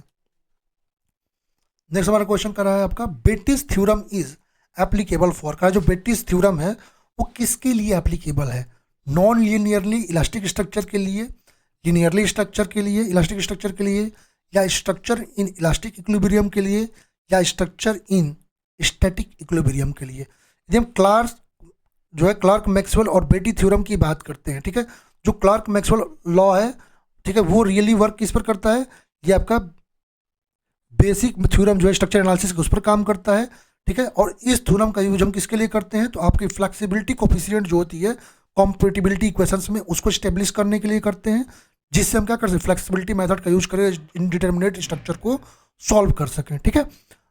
जब मैक्सवेल बेटिस थ्योरम की बात करते हैं तो ये आपका इन्फ्लुएंस लाइन डायग्राम जो है स्टेटिकली इंडिटर्मिनेट जो स्ट्रक्चर है उनके लिए भी आपका एप्लीकेशन के रूप में यूज होता है, ठीक है। ये आपका जो अप्लाई किया जाता है लॉज जो है स्टेबल इलास्टिक स्ट्रक्चर जैसे आपका बीम, ट्रस, फ्रेम, ठीक है, इन सब पे, ठीक है। और ये आपका जो है इलास्टिक स्ट्रक्चर और स्ट्रक्चर इन स्टैटिक इक्विलिब्रियम दोनों पर एप्लीकेबल होता है। तो किस पे एप्लीकेबल होगा यहाँ पर, ये होगा आपका लीनियर इलास्टिक स्ट्रक्चर पर और स्ट्रक्चर इन स्टैटिक इक्विलिब्रियम पर। तो ये आपका दोनों सही होगा, ऑप्शन नंबर ए करेक्ट हो जाएगा। नेक्स्ट क्वेश्चन कर रहा है a frame is shown in figure if joint O of the frame is rigid. अच्छा ओ आपका रिजिड है, the rotational stiffness of the frame at point O is given by, यहाँ पर रोटेशनल आपका जो है स्टिफनेस बताना है, ठीक है। अब एक चीज समझिए, इसके लिए इस क्वेश्चन को सॉल्व करने के लिए ये सारे आपको याद रहनी चाहिए वैल्यू, ठीक है। तो जब आपका मूवमेंट जो है आपका यूनिट रोटेशन बी है, फॉर एंड है आपका फाइन, यहाँ पर जो आएगा एम इक्वल टू 4EI/L आता है, ठीक है। यदि ये वाला स्ट्रक्चर आपका आ रहा है, मूवमेंट आपका जो है रोटेशन कॉस कर रहा है फॉर एंड पिंड सपोर्ट में, तो एम इक्वल टू 3I/L ये याद रहना चाहिए, ठीक है। और इसके लिए एम इक्वल टू 0, तो अब तीनों को रखिए मूवमेंट को, एम इक्वल टू आपका OA के लिए, OB के लिए, OC के लिए रखिए, तो ये आपका आएगा कितना 4EI/2L प्लस 3EI/L/2, 4EI/L और 12EI/L। तो टोटल सॉल्व करेंगे तो ये आपका 12EI/L आएगा, ठीक है।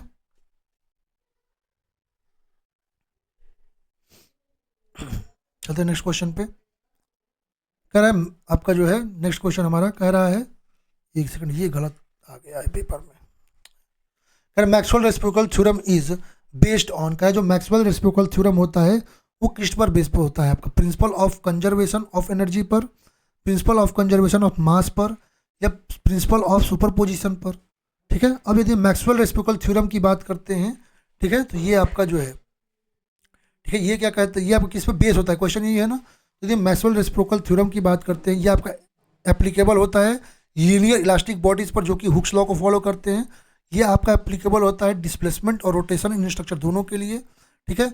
ये आपका प्रिज्मेटिक और नॉन प्रिज्मेटिक बॉडीज के लिए भी होता है, और ये आपका बेस्ड होता है principal of conservation of energy and principle of superposition, ठीक है। किस पर principle of conservation of energy और सुपरपोजिशन, ठीक है। यहाँ पर जो है आपका ऑप्शन नंबर बी करेक्ट हो जाएगा। चलते नेक्स्ट क्वेश्चन पे। अच्छा बाकी जो लोग राजस्थान जे की तैयारी कर रहे हैं, ठीक है, तो वो आपका जो डिग्री वाले स्टूडेंट्स हैं, ये आपका टेस्ट सीरीज है, ठीक है, जिसमें आपको जो है टोटल टेस्ट 222 मिलेंगे, 10 फुल लेंथ मिलेंगे, ठीक है, लाइव टेस्ट आपके हैं, जिसमें सिविल इंजीनियरिंग के 110 टेस्ट होंगे, चैप्टर वाइज टेस्ट होगा, सब्जेक्ट वाइज मिक्स टेस्ट होगा, IAS code test, statement based, image based, आपका करेक्ट इनकरेक्ट टेस्ट होगा, स्टेटमेंट बेस्ड होगा, असर्शन रीजन होगा, न्यूमेरिकल टेस्ट होगा। ये सारी चीज़ें आपको देखने को मिलेंगी। PYQ आपको एज ए टेस्ट भी मिलेगा और PYQ सॉल्यूशन PDF भी आपको मिलेगा। इसमें राजस्थान के जो 80 क्वेश्चन होंगे ठीक है, तो ये सारी चीज़ें आपको देखने को मिलेंगी इस टेस्ट सीरीज में। आप लोग सिविल की गोली ऐप पर जाकर इसको परचेज कर सकते हैं। चलिए चलते हैं नेक्स्ट क्वेश्चन पे। करें a fixed beam of uniform section is carrying a point load at its mid span if the moment of inertia of the middle half length is now reduce to half of its previous value then the fixed end moment will be. कह रहे थे आपके पास कोई fixed beam है, uniform section है, ठीक है, फिक्स्ड बीम है, यूनिफॉर्म सेक्शन है, पॉइंट लोड को कैरी कर रहा है, ठीक है, फिक्स्ड बीम है, ठीक है, पॉइंट लोड को कैरी कर रहा है मिड स्पैन पे, ठीक है, पॉइंट लोड को कैरी कर रहा है मिड स्पैन पे। कह रहे if the moment of inertia of the middle half is now reduce, देखिए यहाँ पर जीरो हो जाएगा, यहाँ पर आपका फिक्स्ड एंड मोमेंट पे स्लोप, तो जैसे जैसे आपका जो ये रिड्यूस करेंगे ना मोमेंट ऑफ इनर्शिया, ये आपका इंक्रीज मूवमेंट जो है यहाँ पर इंक्रीज होगा, तो इसका मतलब कह रहा है फिक्स्ड एंड मूवमेंट क्या होगा, वो इंक्रीज होगा, क्या होगा, इंक्रीज होगा।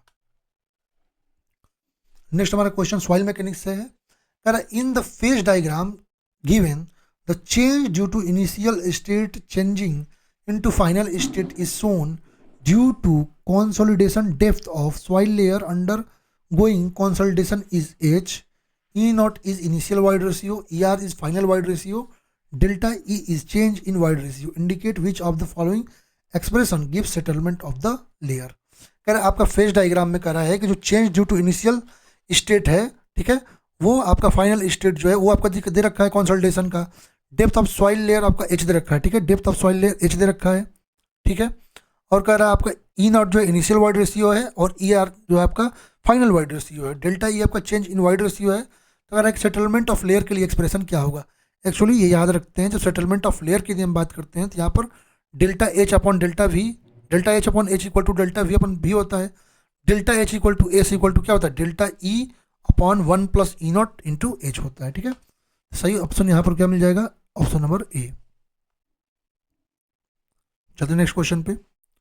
क्वेश्चन नंबर 34 हमारा, according to Rankine's formula minimum depth of foundation when Q equal to 180 kilonewton per meter square, gamma equal to 20 kilonewton per meter cube and phi is 30 degree, ठीक है। यहाँ पर depth of foundation बताना है, D F बताना है आपको, D F equal to क्या हो जाएगा आपका, क्यू यू अपॉन गामा, ठीक है, Q U upon gamma 1 minus sine phi upon 1 plus sine phi, पूरे का स्क्वायर कर दीजिए, क्या हो जाएगा आपका, ये हो जाएगा 180 अपॉन आपका जो है 20 हो जाएगा ना, 20 into 1 minus sine 30 degree upon 1 plus sine 30 का स्क्वायर। इसको सॉल्व करेंगे तो ये आपको कितना आ जाएगा, इसको सॉल्व करेंगे तो डेप्थ ऑफ फाउंडेशन 1 मीटर आएगा, सॉल्व करेंगे तो 1 मीटर आएगा, ये option is correct. The water content of highly organic soil is determined in an oven at a temperature of, का जो वाटर कंटेंट होता है हाईली ऑर्गेनिक सॉइल का, ठीक है, वो डिटरमाइन किया जाता है ओवन में किस टेम्परेचर पर, 60 degree Celsius, 80 degree Celsius, 105 degree Celsius या 27 डिग्री सेल्सियस। यदि हम ओवन ड्राइंग मेथड की बात करते हैं तो ये आपका मोस्ट एक्यूरेट मेथड होता है और आपका सिंपलेस्ट मेथड होता है वाटर कंटेंट के डिटर्मिनेशन के लिए, ठीक है। और इस मेथड में जो टेम्परेचर है वो आपका 105 डिग्री सेल्सियस से लेकर के 110 degree Celsius for 24 hours maintain करके रखते हैं, ठीक है। यदि टेम्परेचर लोअर होगा आपका 105 टू 110 डिग्री सेल्सियस से, इनकम्प्लीट इवेपोरेशन होगा, मतलब आपका वाटर कंटेंट गलत मिलेगा, ठीक है। यदि टेम्परेचर ज़्यादा हो गया इससे तो क्रिस्टलाइन स्ट्रक्चर जो है वो ब्रेक होंगे सॉइल पार्टिकल के, और केमिकल बॉन्ड जो होता है स्ट्रक्चर वाटर का वो आपका टूट जाएगा, तो फिर वहाँ पे भी गलत मिलेगा, ठीक है। और हाईली ऑर्गेनिक सॉइल जो है उसके लिए टेम्परेचर 60 डिग्री सेल्सियस रखते हैं, और जिप्सम जिस सॉइल में प्रेजेंट है वहाँ पर टेम्परेचर आपका 80 डिग्री सेल्सियस से ज़्यादा नहीं होना चाहिए, ठीक है। तो हमारा किसके लिए पूछ रखा है क्वेश्चन, हाईली ऑर्गेनिक सॉइल के लिए तो 60 डिग्री सेल्सियस, तो option A is correct. Next question कर रहा है as per IS soil classification system an expression for A line equation आपको पूछ रखा है, क्या होता है A line equation, IP equal to 0.73 WL-20, ये आपका ए लाइन इक्वेशन होता है। Option number A is correct. Next question कर रहा है, due to remoulding of soil a smear zone is formed around the sand drain during its construction, select the correct statement about the smear zone. कारण जब soil की remoulding होती है तो वहां पर कह रहा है ना, जब कंस्ट्रक्शन होता है, ठीक है, और जब उसमें सैंड ड्रेन जो है, सैंड ड्रेन होता है, तो वहां पर कर एक स्मीयर जोन बन जाता है। कर इसके लिए करेक्ट ऑप्शन बताइए। अच्छा, यदि हम स्मीयर जोन की बात करते हैं ना, ये आपका एक सैंड होता है, ठीक है। स्मीयर जोन क्या होता है, सैंड में जो आपका एक फ्री फैब्रिकेटेड वर्टिकल ड्रेन होता है, ठीक है, जो रीमोल्डिंग कारण के लिए ऑपरेशन में जो है जनरली बिल्डिंग वगैरह बनाने में जो है आपका फॉर्म होता है, ठीक है। अब इसके कारण जो सॉइल ड्रेन जो होता है ना, सॉइल की ड्रेन रिड्यूस हो जाता है, ठीक है। जो इफेक्टिवनेस होती है ना ड्रेनिंग की, वो आपकी सॉइल क्या होती है, रिड्यूस हो जाती है, ठीक है।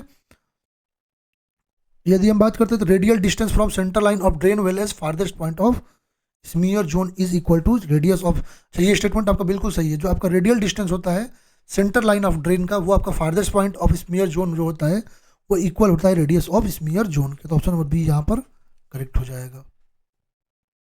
नेक्स्ट हमारा क्वेश्चन 38 क्या कह रहा है,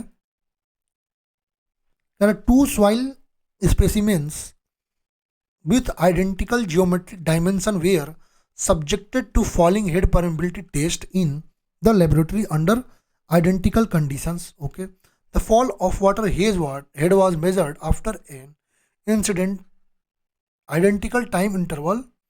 The ratio of initial to final water head of the test involving the first specimen was 1.25.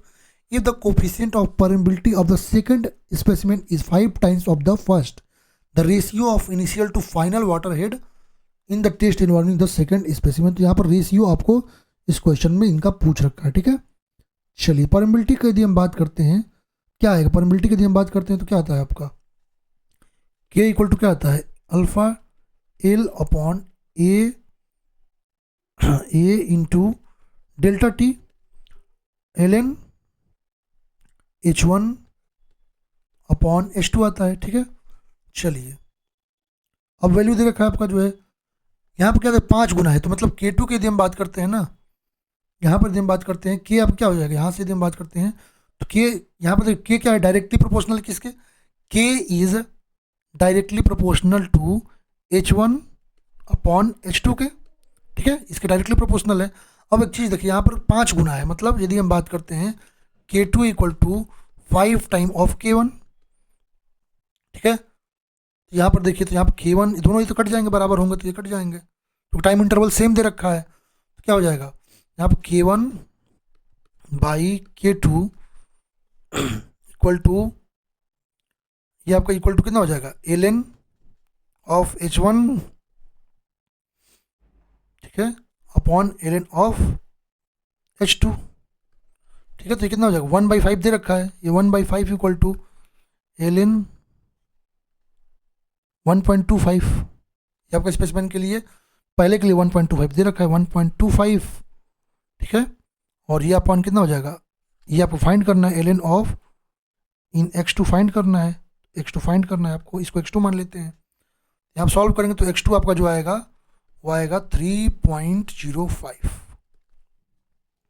3.05। तो option number B is correct. Next हमारा क्वेश्चन कर रहा है, find the porosity of a soil sample having void ratio of 0.50 and a moisture content 30% will be. तो यहाँ पर आपको क्या बताना है, वाइड रेशियो आपका दे रखा है, पोरोसिटी बताना है, ठीक है। एन इक्वल टू क्या होता है, eta equal to E upon 1 plus E, ये आपको रिलेशन पता है। वैल्यू रख दीजिए, कितना ई की वैल्यू रखिए 0.5 अपॉन 1 प्लस 0.5, यहाँ सॉल्व कर लीजिए तो ईटा इक्वल टू 0.33 आएगा। Option number A is correct. Next question कर रहा है, the coefficient of active earth pressure for at loose sand having an angle of internal friction 30 degree angle of internal friction दे रखा है। फ्रिक्शन का coefficient of active earth pressure आपको बताना है, ये भी इजीली आप लोग बता सकते हैं। क्या आएगा यहाँ पर, तो KD बतानी है आपको, क्या आएगा आपका, तो ये equal to 1 plus sine phi upon 1 minus sine phi equal to tan square theta रखते हैं तो ये डायरेक्ट कर दीजिए, equal to tan square theta होता है तो आपका के निकाल सकते हैं ना इससे, ठीक है। तो ये डायरेक्ट रखिए 1 plus sine 30 degree upon 1 minus sine 30 degree. इसको सॉल्व करेंगे तो ये आपका आएगा कितना, ये आएगा 0.33। इसको सॉल्व करेंगे तो 0.33 और 1/3 आएगा, 1/3। चलते हैं नेक्स्ट क्वेश्चन पे। अब फ्लूइड मैकेनिक्स से क्वेश्चन है, correct consider the following conditions for the pipe network shown in the given figure. Notation has the usual meaning with suffixes 1 2 3 okay respective pipes. तो यहाँ पे स्टेटमेंट क्या है, Q1 equal to Q3, Q2 equal to Q1 plus Q3 okay. यहाँ पर figure miss है इस question में, चलिए इसको बाद में मैं देख लूँगा। यहाँ पर फिगर ही मिस है क्वेश्चन में, फिगर इसमें देखना पड़ेगा। चलिए फिगर मैं ऐड कर दूंगा। आगे क्वेश्चन को देखते हैं। करें arrange the evaporability of the following liquids in decreasing order of magnitude. यहाँ पर जो है यदि हम बात करते हैं क्या कर रहा है आपका, इवेपोरेबिलिटी के अकॉर्डिंग आपको बताना है। तो वाटर इवेपोरेट होता है कितने पे आपका, वाटर आपको पता है इवेपोरेट होता है 100 डिग्री पे। तो वाटर चौथा पहले में जिसमें, बाकी सब तो याद तो रहता नहीं है, आप एक याद कर लो, वाटर 100 डिग्री पे इवेपोरेट होता है, बस पहले चौथा ही आएगा। तो इसी में पहले में चौथा है, सॉरी वाटर। इन सब का सबसे हाई किसका होता है, हाई इथेल एल्कोहल का होता है ना, तो हाई तो इथेल एल्कोहल का होता है। देन वाटर, मरकरी लिस्ट इवेपोरेबिलिटी होती है मरकरी की, मरकरी की लिस्ट होती थी, आपका सही ऑप्शन बी होगा, सेकंड बी हो जाएगा। चलते हैं नेक्स्ट क्वेश्चन पे। कुछ ऐसे भी क्वेश्चन आपको पूछ रखे हैं, का select from the following non-Newtonian fluids in which the rate of shear deformation is a function of both shear stress and time। कह रहा है कि आप कौन सा नॉन न्यूटोनियन फ्लूइड होता है जिसमें आपका जो है रेट ऑफ shear डिफॉर्मेशन होता है वो स्ट्रेस और टाइम दोनों का फंक्शन होता है, आपको पता है, ठीक है। यदि हम बात करते हैं थिक्सोट्रॉपिक लिक्विड की या हम रियोपेक्टिक की बात करते हैं, दोनों में जो है आपका जो रेट ऑफ shear डिफॉर्मेशन होता है वो स्ट्रेस और टाइम दोनों का फंक्शन, यहाँ पर देख सकते हैं ये आपका जो है दोनों का फंक्शन, यहाँ पर स्ट्रेस और टाइम दोनों का फंक्शन है। इसका मतलब थिक्सोट्रॉपिक में, ठीक है, और ये प्रैक्टिक में दोनों में होता है। तो ये आपका दोनों सही है, इसका मतलब ऑप्शन नंबर डी आपका सही हो जाएगा। बाकी आप सब कुछ देर आप लोग पढ़ सकते हैं। नेक्स्ट क्वेश्चन कर, if H is the height of water above the crest then the discharge over a rectangular notch is directly proportional to। कह रहा है यदि एच जो है हाइट ऑफ वाटर है above the crest कह रहा है तो आपका जो है डिस्चार्ज जो होगा रेक्टेंगुलर नॉच का वो डायरेक्टली प्रोपोर्शनल किसके होगा, ठीक है। अब रेक्टेंगुलर नॉच के लिए यदि हम बात करते हैं तो क्यू क्या आता है आपका 2/3 CD into L √2G H⁻3/2। इसका मतलब जो है आपका जो एच जो है वो आपका किसके प्रोपोर्शनल होगा, तो एच, तो ये आपका डिस्चार्ज जो होगा वो किसके प्रोपोर्शनल होगा आपका, वो आपका H⁻3/2 के। तो option number C is correct. बाकी यदि ट्रायंगुलर नॉच के लिए भी नॉच की यदि हम बात करते हैं तो Q = 8/15 CD into 10 θ/2 √2G H⁵/2। तो यहाँ पर यदि पूछेगा 5/2 के हो जाएगा, ठीक है। ये चीज़ें आपको याद रहनी चाहिए, ठीक है। और ये आपका ट्रेपजॉइडल भी पूछे तो ट्रेपजॉइडल का है आपका क्या, Q = 2/3 CD1 √2G LH, ठीक है, 8/15 प्लस CD2G 10 θ/2 इंटू H⁵/2। तो आप लोग याद रख सकते हैं। नेक्स्ट क्वेश्चन क्या करें आपका, printers ink is an example of. का जो प्रिंटर इंक होता है वो किसका एग्जाम्पल है, डायलेटेंट का, थिक्सोट्रॉपिक का, स्यूडोप्लास्टिक फ्लूइड का या नॉन का। यदि हम बात करते हैं किसकी, यदि हम न्यूटोनियन फ्लूइड की बात करते हैं तो कौन से होते हैं, जो न्यूटन्स लॉ ऑफ विस्कोसिटी को फॉलो करते हैं, जहाँ पर स्ट्रेस जो होता है डायरेक्टली प्रोपोर्शनल होता है वेलोसिटी ग्रेडियंट के, ठीक है। एग्जाम्पल आपका water, air, petrol, kerosene, mercury. Non Newtonian की फ्लूइड की बात करते हैं जो इसको फॉलो नहीं करते हैं, ठीक है। अब ये डायल्यूटेंस फ्लूइड में, स्यूडोप्लास्टिक फ्लूइड में, थिक्सोट्रॉपिक में, रियोपैक्टिक में और बिंगम प्लास्टिक में इनको क्लासिफाई किया गया है। डायल्यूटेंस फ्लूइड्स की बात करते हैं जैसे butter, quick sand, sugar in water. Pseudoplastic की बात करते हैं पेंट आपका, लिपस्टिक, ब्लड, मिल्क। थिक्सोट्रॉपिक की बात करते हैं प्रिंटर इंक, इनेमल्स, ये आपका थिक्सोट्रॉपिक। रियोपैक्टिक की बात करते हैं जिप्सम सॉल्यूशन इन वाटर, ठीक है, बेंटोनाइट सॉल्यूशन। और बिंगम प्लास्टिक की बात करते हैं तो sewage sludge, toothpaste, drilling mud, gel, ये सब आते हैं, ठीक है।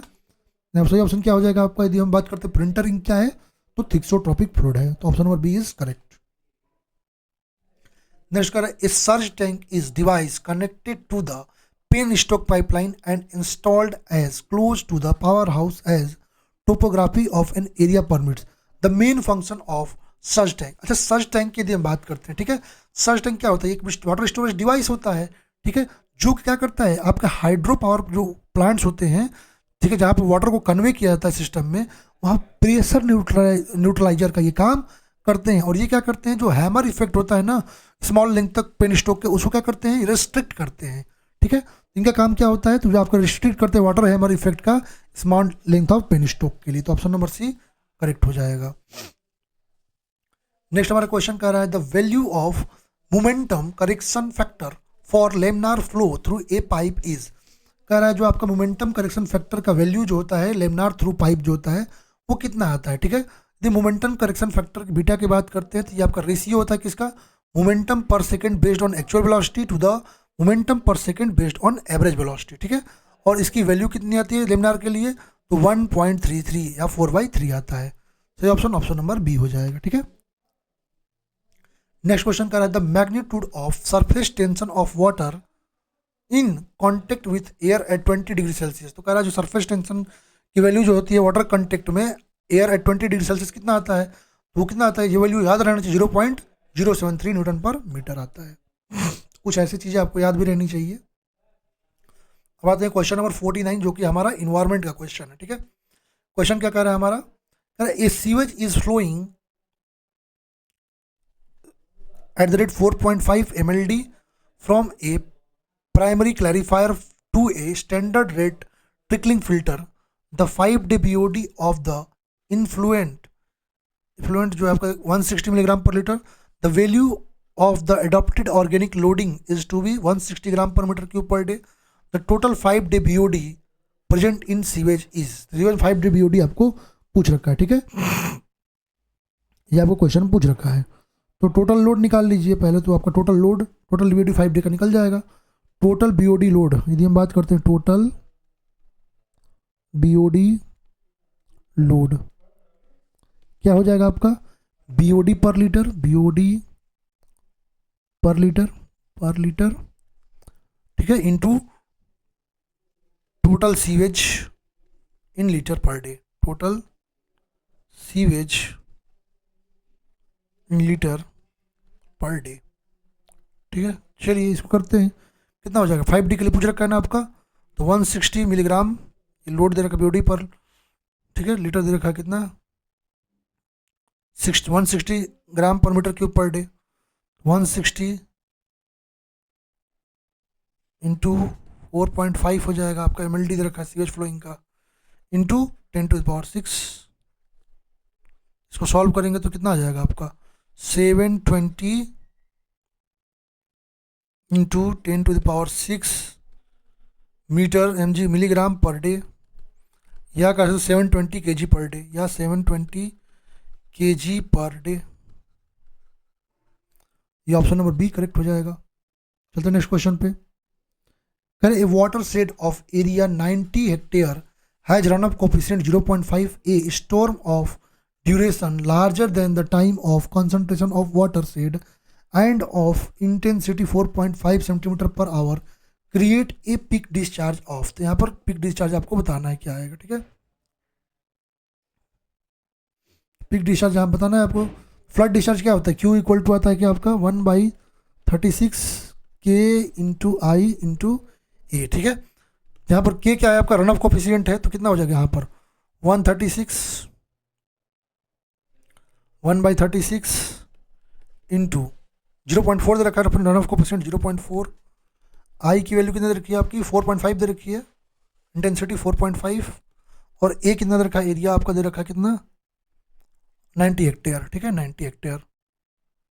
यहाँ पर Q की वैल्यू जो आएगी 4.5 मीटर क्यूब पर सेकेंड. तो ऑप्शन नंबर ए करेक्ट हो जाएगा.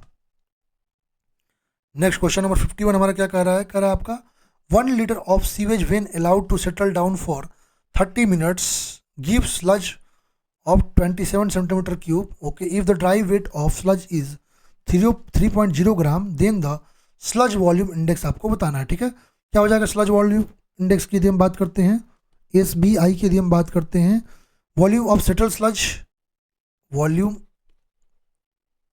ऑफ सेटल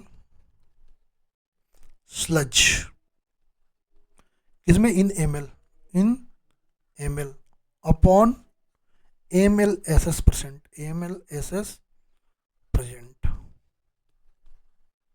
ठीक है, इसको सॉल्व कर लेते हैं। कितना दे रखा है, 27 मिलीग्राम पर लीटर, 27/3 9 आ जाएगा, तो ऑप्शन नंबर बी करेक्ट हो जाएगा। 9 मिलीग्राम पर 9 मिलीलीटर पर ग्राम। ठीक है, चलते हैं नेक्स्ट क्वेश्चन पे। Identify the false statement from the following 4 statements. यहाँ पर 4 स्टेटमेंट दे रखे हैं, आपको फॉल्स स्टेटमेंट बताना है। The pump lifting the water may be designed for twice the average daily demand. Okay, जो पंप जो है वाटर को लिफ्ट करने के बनाया जाता है, तो उसका डिजाइन होता है वो ट्वाइस होता है एवरेज डेली डिमांड का। The filter and other units at water treatment plant are designed for twice of the average daily demand. The distribution system pipe should be designed for maximum daily demand. The pipe main taking water from the source up to service reservoir may be designed for maximum daily consumption. ठीक है, चलिए अब MCD को यदि हम देखते हैं, maximum daily demand जो होता है वो 2 गुना होता है एवरेज डेली डिमांड के। ठीक है,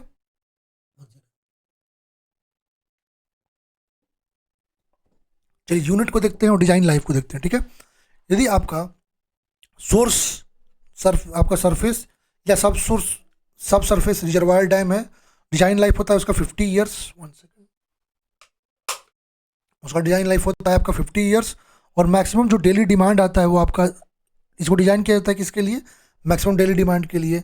पाइप जो आपके वाटर कैरी करते हैं, ठीक है, वाटर ट्रीटमेंट प्लांट तक सोर्स से, तो उसको 30 ईयर्स के लिए डिजाइन किया जाता है और मैक्सिमम डेली डिमांड के लिए डिजाइन डिस्चार्ज किया जाता है। ठीक है, पंप या कैनाल की यदि हम बात करते हैं तो आपको 15 ईयर्स के लिए डिजाइन लाइफ होती है और ये भी मैक्सिमम डेली डिमांड के लिए डिजाइन किया जाता है। ठीक है, यदि वाटर ट्रीटमेंट प्लांट की बात करते हैं तो ये आपका 15 ईयर्स और ये भी आपका मैक्सिमम डेली डिमांड के लिए।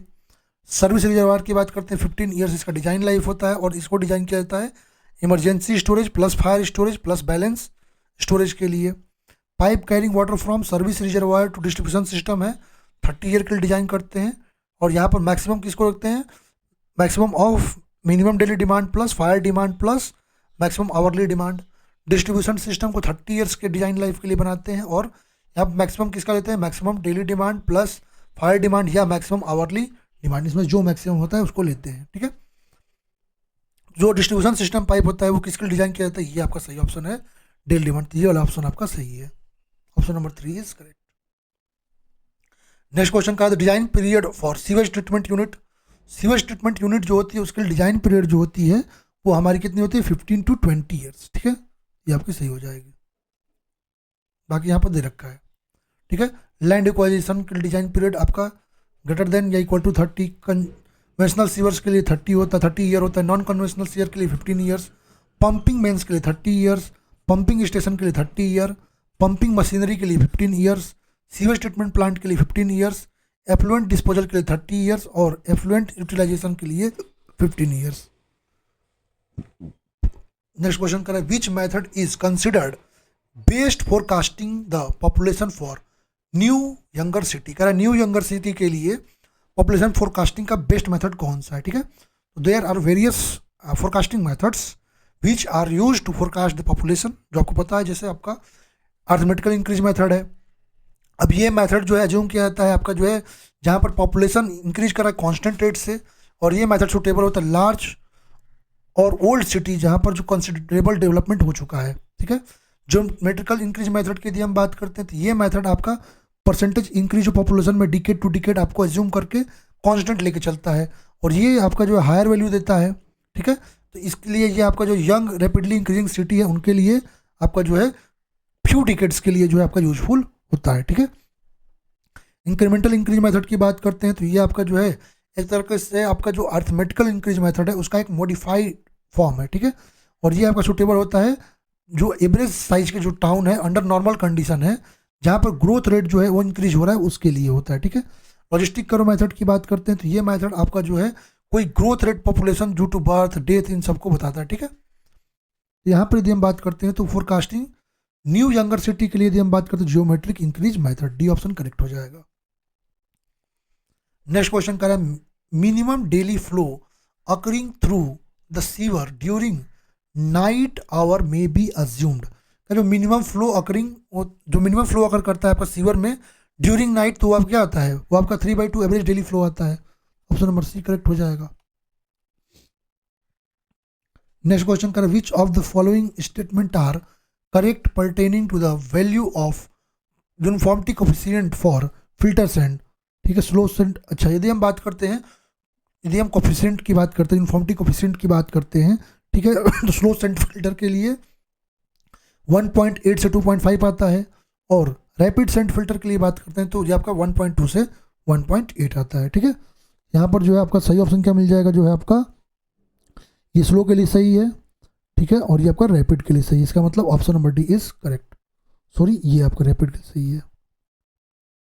1.2 to 1.8 है ना, तो पहला और चौथा नहीं, इसके लिए 2.5 है।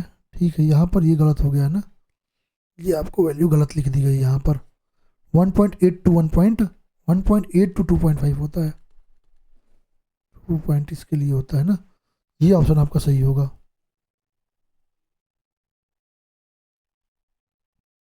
एक सेकंड, दोनों का सेम आता है ना, एक सेकंड, दोनों के सेम ही रहते हैं ना, सही है, ये आपका डी ही सही है, डी आपका सही होगा ना। चलते नेक्स्ट क्वेश्चन पे। कह रहा है the population of the town is 2500, the rate of fire demand using Kuichling formula. अच्छा, यहाँ पर क्वेश्चन में गलती है, 25,000 लिखना चाहिए था, 1000 लिखना चाहिए था, तब तो ये सही था, वरना ये क्वेश्चन गलत है। अब इस पे रख के इसको सॉल्व करेंगे तो वैल्यू जो ऑप्शन दिया है ना आयोग ने, बिल्कुल वो आ जाएगा, लेकिन ऐसे ये क्वेश्चन आपका गलत दे रखा है। ठीक है, इस तरह से क्वेश्चन क्या हो जाएगा, क्यू इक्वल टू क्या हो जाएगा यहाँ पर, Kuichling formula Q equal to under root, sorry 1 second, क्या हो जाएगा, क्यू इक्वल टू हो जाएगा आपका जो है 3182 अंडर रूट पी, 1000 में लेते हैं, याद रखिएगा 1000 में, तो 3182 अंडर रूट 2500,000, ये आपका कितना आएगा, तो ये आपका आएगा 159100, तब ये ऑप्शन आपका करेक्ट होगा। ठीक है, चलते हैं नेक्स्ट क्वेश्चन पे। कंस्ट्रक्शन मटेरियल्स कुछ क्वेश्चन है, उनको देखते हैं। कह रहा है क्वेश्चन आपका, in scaffolding the vertical members of the framework supported on the ground is called. का जो इस पे स्कैफोल्डिंग होती है, उसमें जो वर्टिकल मेंबर्स होते हैं फ्रेमवर्क के, जो ग्राउंड को सपोर्ट करते हैं, वो क्या कहलाते हैं। ठीक है, ट्रांसफॉर्म्स, स्टैंडर्ड्स, पुटलॉक्स या नन ऑफ दिस। चलिए कुछ पार्ट्स फोल्डिंग के देखते हैं। जैसे स्टैंडर्ड, ये क्या स्टैंडर्ड क्या होता है, वर्टिकल मेंबर ऑफ जो फ्रेमवर्क होता है उसको स्टैंडर्ड कहते हैं। लेडजर्स की यदि हम बात करते हैं, जो horizontal member plate of the wall के होते हैं उसको लेडजर्स कहते हैं। ब्रेसेस की यदि बात करते हैं, ये आपका डायगोनल मेंबर्स होते हैं, ठीक है, जो कि आपका फिक्स्ड होते हैं, इनको हम ब्रेसेस कहते हैं। पुटलॉक्स की यदि हम बात करते हैं तो ये आपके हॉरिजॉन्टल मेंबर्स जो कि आपके परपेंडिकुलर टू द वॉल होते हैं। ठीक है, यदि हम बात करते हैं आपके ट्रांसफॉर्म्स की, तो ये आपका जो है, यदि आपका बोथ एंड और पुटलॉक्स जो सपोर्ट होता है लेडजर के द्वारा, तो उसको हम ट्रांसफॉर्म्स कहते हैं। बाकी ये सारी चीज़ें आपको, जैसे बोल्डिंग, जो प्लैंक जिस पर वर्कर्स खड़े होकर काम होते हैं उसको हम बोल्डिंग कहते हैं। ठीक है, गॉर्ड रेल की यदि हम बात करते हैं तो ये रेल जो है आपका 0.8 से 1 मीटर तक वर्किंग प्लेटफॉर्म प्रोवाइड करता है। तो ये सारी चीज़ें यहाँ पर इसमें देख सकते हैं। ठीक है, यहाँ पर यदि हम बात करते हैं vertical member of the framework जो होता है उसको क्या कहते हैं, स्टैंडर्ड्स कहते हैं। ऑप्शन बी करेक्ट हो जाएगा। नेक्स्ट क्वेश्चन करें, assume standard deviation for M25 grade of concrete as per IS 10262/2009 in newton per mm square. ठीक है, तो यहाँ पर स्टैंडर्ड डेविएशन आपको बताना है। ठीक, किसके लिए, M25 के लिए। आपको पता ही M25 के लिए, ऐसे मैं आपको दिखा देता हूँ, ऐसे तो याद रहना चाहिए आपका। तो M25 के लिए कितना आएगा, ठीक है, 4 आएगा। ठीक है, M10 के लिए आपका 3.5, M15 के लिए 3.5 आता है, M20 के लिए आपका 4 आता है, M25 के लिए आपका 4 आता है। ठीक है, बाकी M30 से M55 के लिए आपका 5 आता है। सही ऑप्शन क्या होगा यहाँ पर, 4.0, ऑप्शन ए करेक्ट हो जाएगा। नेक्स्ट हमारा क्वेश्चन कर रहा है, which type of bond is comparable of double Flemish bond facing and English bond banking in each course. कह रहा है कि यदि आपका जो है डबल फ्लेमिश बॉन्ड है, ठीक है, फेसिंग का और इंग्लिश बॉन्ड है बैकिंग का ईच कोर्स में, तो उसको हम क्या करते हैं, तो वो हमारा सिंगल फ्लेम इस बॉन्ड होता है, तो ऑप्शन नंबर सी यहाँ पर करेक्ट हो जाएगा। बाकी इसके बारे में पूरा दे रखा आप लोग देख सकते हैं। नेक्स्ट क्वेश्चन करें, what is the duration by which the completion of time of any activity can be delayed without affecting the start of any succeeding activities. कह रहा है कि यदि बिना हमारे सक्सेडिंग एक्टिविटीज को स्टार्ट किए, ठीक है, वो कौन सा ड्यूरेशन है जिसमें हमारा वर्क भी कंप्लीट हो जाए और डिले जो है आपका हो रहा है वहाँ पे। जब आपका जो है टाइम में डिले हो रहा है एक्टिविटी के, लेकिन स्टार्ट को इफेक्ट नहीं किया जा रहा, काम एक्टिविटी आपका चल रही है, तो उसको हम क्या कहते हैं, उसको कहते हैं फ्री फ्लोट। क्या कहते हैं, free float. Option number D correct हो जाएगा। नेक्स्ट क्वेश्चन कर रहा है आपका, from the theory of elasticity the splitting tensile strength FCT is given by. Theory of elasticity से आपको स्प्लिटिंग टेंसाइल स्ट्रेंथ जो होती है वो क्या आएगी, यहाँ कह रहा है आपका पी क्या है, मैक्सिमम अप्लाइड लोड है, डी डायामीटर है, एल आपका लेंथ ऑफ सिलेंडर है। यदि हम बात करते हैं तो जो हमारा एफसीटी आता है मैग्नीट्यूड, जो आपका splitting tensile strength cylindrical test में, वो आपका एफसीटी इक्वल टू 2p/π/d/L आता है। ठीक है, सही ऑप्शन क्या होगा, ऑप्शन नंबर बी। चलते हैं नेक्स्ट क्वेश्चन पे। कह विच of the following is a hosting equipment. कह इनमें से कौन सा होस्टिंग इक्विपमेंट है, ड्रैग लाइन, हो, क्लैम्पसेल या गाइड एरिक। ठीक है, होस्टिंग इक्विपमेंट की बात करते हैं, क्या करते हैं, एक स्थान से दूसरे स्थान तक जो है रीजनेबल डिस्टेंस तक आपको वेट को लिफ्ट करते हैं। ठीक है, जिसमें आपका जो है पुली होता है, चैन होस्ट होता है, मोबाइल क्रेन होते हैं, विंच होते हैं, जैक होते हैं, सियर लेग होते हैं, टावर क्रेन होते हैं। ठीक है, डेरिक क्रेन्स होता है, गेंट्री। यहाँ पर गाइड डेरिक लिखा है। ठीक है, यहाँ पर थोड़ा सा गलत लिखा है, लेकिन आयोग ने इसको काट दिया है, लेकिन सही ऑप्शन यदि होना चाहिए यहाँ पर क्या होना चाहिए आपका जो है, यहाँ पर सही ऑप्शन होना चाहिए आपका जो है आपका डेरिक क्रेन्स होना चाहिए। ठीक है, तो ये थोड़ा नाम में गलती कर दिया है, बाकी ये ऑप्शन सही होगा। नेक्स्ट क्वेश्चन का, timber can be made reasonably fire resistance by. कह रहा है आपका जो टिम्बर है उनको फायर रेसिस्टेंट कैसे बना सकते हैं। एक्चुअली जब टिम्बर की यदि हम बात करते हैं, उसको फायर रेसिस्टेंट बनाने के लिए हम फॉस्फेट ऑफ अमोनिया जो है उसमें क्या करते हैं, फॉस्फेट ऑफ अमोनिया जो होता है उसमें सोक करके उसको रखते हैं, जिससे वो फायर रेसिस्टेंट की प्रॉपर्टी आ जाती है। तो ऑप्शन नंबर ए करेक्ट होगा, सोकिंग इन ए अमोनियम सल्फेट। नेक्स्ट क्वेश्चन करें, इन PERT analysis the time estimates of activities and probability of their occurrence follow. अब PERT एनालिसिस की बात करते हैं, उसमें जब टाइम एस्टिमेट करते हैं एक्टिविटीज का, तो जो प्रोबेबिलिटी होती है ना अकरेंस फ्लो की, वो जो है आपका जो है बीटा डिस्ट्रीब्यूशन कर्व को फॉलो करती है। किसको, बीटा डिस्ट्रीब्यूशन कर्व को फॉलो करती है। तो ऑप्शन नंबर सी यहाँ पर करेक्ट हो जाएगा। नेक्स्ट क्वेश्चन करें, activity C follows activity A and activity D follows activities A and B. The correct network for the project is। ठीक है, तो यहाँ पर अच्छा इस क्वेश्चन में एक दिक्कत है।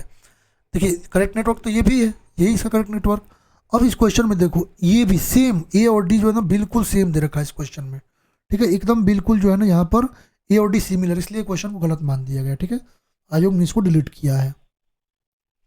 नेक्स्ट क्वेश्चन करें, विच of the following is not a method of manufacturing of steel. इनमें से कौन सा स्टील मैन्युफैक्चरिंग का एक मेथड नहीं है, एलडी प्रोसेस, सिंप्लेक्स प्रोसेस, ट्रेविल प्रोसेस या डुप्लेक्स प्रोसेस। यदि हम मैन्युफैक्चरिंग ऑफ स्टील की बात करते हैं तो एलडी प्रोसेस भी होता है, ठीक है, आपका ट्रेविल प्रोसेस भी होता है, आपका डुप्लेक्स प्रोसेस, ऐसा सिंप्लेक्स प्रोसेस कोई प्रोसेस नहीं होता है। तो ये ऑप्शन आपका करेक्ट हो जाएगा।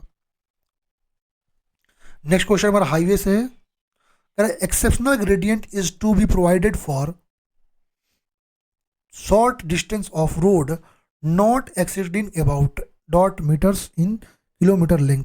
यदि हम बात करें एक्सेप्शनल ग्रेडियंट की, ठीक है, तो ये क्या होता है, ये आपका steeper than ruling gradient and limiting gradient होता है। ठीक है, ये जहाँ पर अनएवॉइडेबल सिचुएशन है वहीं पे प्रोवाइड किया जाता है। ठीक है, और इसकी लेंथ जो है ना, it should not be provided for length more than 100 metre. 100 metre ज़्यादा लेंथ के लिए इसको हम प्रोवाइड नहीं करते। कितना, 100 मीटर। ये ऑप्शन आपका करेक्ट हो जाएगा। नेक्स्ट क्वेश्चन का था, design hourly volume for the purpose roadway facility is. का जो डिजाइन आवरली वॉल्यूम होता है रोडवे फैसिलिटी के लिए, वो कब कौन सा, रोडवे फैसिलिटी के लिए हम 30 आपका हाईएस्ट आवरली वॉल्यूम लेते हैं। ठीक है, 30 हाईएस्ट आवरली वॉल्यूम लेते हैं, जिसमें आपका जो साल में जो है 29 बार ज़्यादा क्रॉस नहीं होना चाहिए, एक्सीड नहीं होना चाहिए।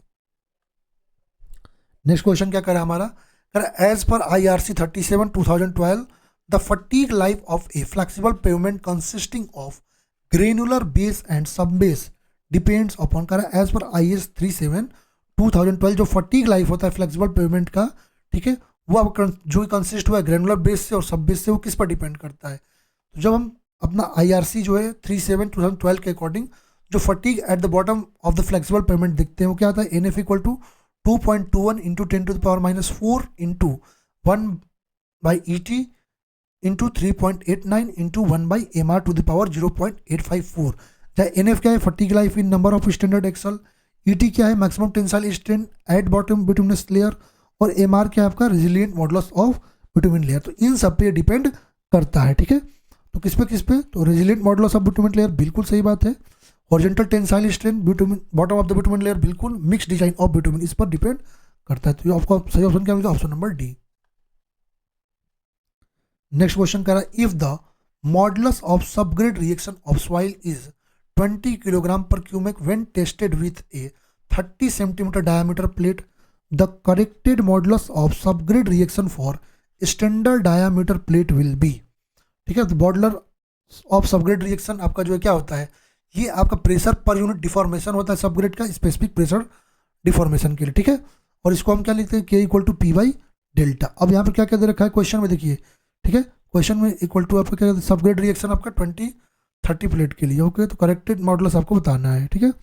बस वही K1 इंटू डी रखिए 20 into 30 into K2 into 75 D2 दे रखा है आपका। सॉल्व करेंगे तो K2 इक्वल टू 8 kg पर क्यूबिक मीटर आएगा इसको सॉल्व करने में, तो ऑप्शन बी करेक्ट हो जाएगा। नेक्स्ट हमारा क्वेश्चन करा, as per IRC the design of super elevation from practical consideration is approximately equal to, करा as per Indian road congress जो super design of super elevation है प्रैक्टिकल कंसिडरेशन में, वो approximately कितना आता है, तो वो आपका E इक्वल टू V²/225R होता है, जहाँ पर E क्या है, super elevation, R radius of horizontal curve है सर्कुलर कर्व के लिए मीटर में, और V क्या है, design speed kilometre per hour में। सही ऑप्शन ए हो जाएगा। नेक्स्ट क्वेश्चन का, total reaction time for normal driver to calculate stopping side distance as per IRC।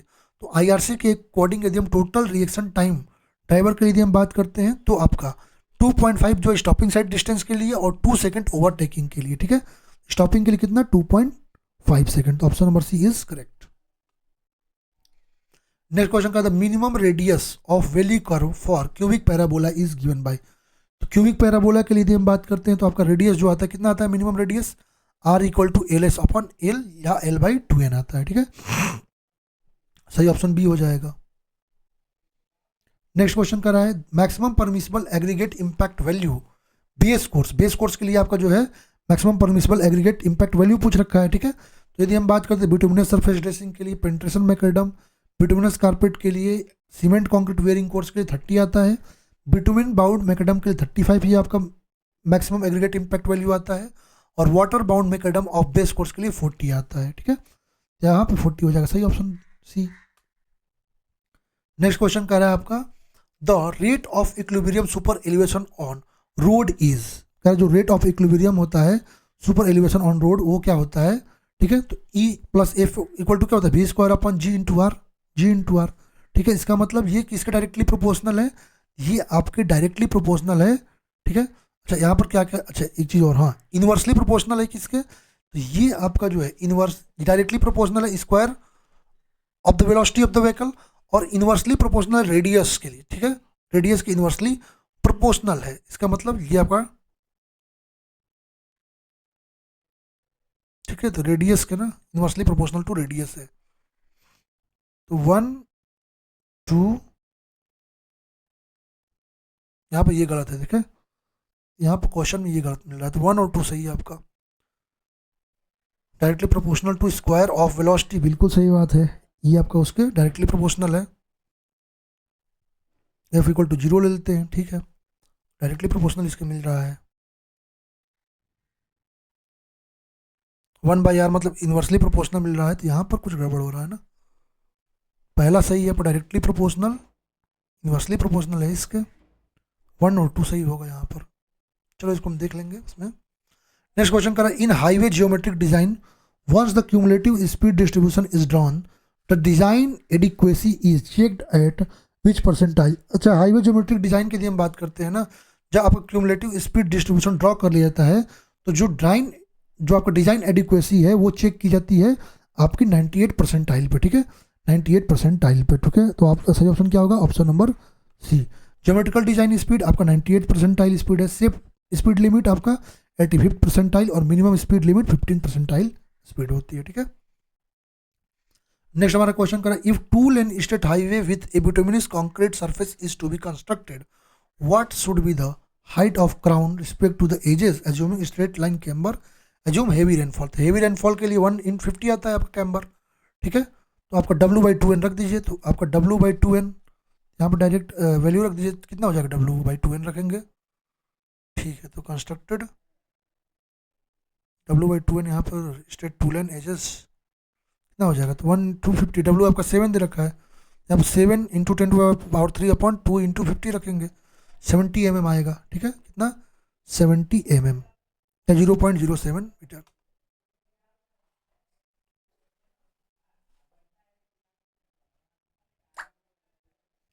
Next question करा, the overall width between building lines for expressway as per recommended is. कह रहा जो overall width होता है between building lines और expressway वो आपका कितना होता है? तो यदि आपका रिकमेंडेशन को देखते हैं, ये आपका देता है 110 मीटर। कितना? 110 मीटर।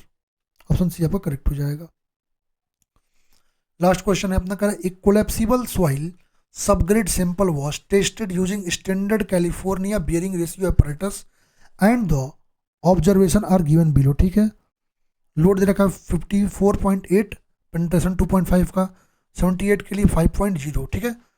ओके, स्टैंडर्ड लोड जो आता है ना आपका जो है कैलिफोर्निया बियरिंग रेशियो में 2.5 के लिए 1370 kg होता है, 5 mm के लिए 2055 kg, ये आपको याद रहनी चाहिए, ठीक है। तो P1 लिख दीजिए, इसको P1 लोड रख दीजिए यहाँ पर। तो ऐसे ही वैल्यू रखेंगे तो क्या हो जाएगा? P1 दे रखा है 54.8, P2 आपका 78 kg दे रखा है।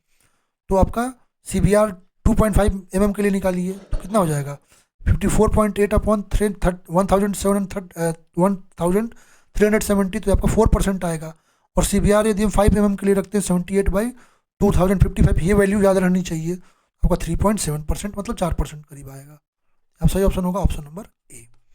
तो इस तरह से हमने सारे क्वेश्चन, जितने भी क्वेश्चन थे आप लोग के लिए देख लिए। बाकी जो लोग अपना RCM SSB JEE का तैयारी कर रहे हैं, तो ये हमारी डिग्री की टेस्ट सीरीज अवेलेबल है, आप लोग जाकर के सिविल की गोली ऐप पर परचेज कर सकते हैं। बाकी और भी पेपर जितने हैं उनका डिटेल्ड सॉल्यूशन आपको एक एक करके इसी यूट्यूब चैनल पर आपको मिलेगा, ठीक है। बाकी आपको PDF का लिंक जो है डिस्क्रिप्शन बॉक्स में दे दूंगा, वहाँ से आप लोग जाकर के डाउनलोड कर सकते हैं। Thank you everyone.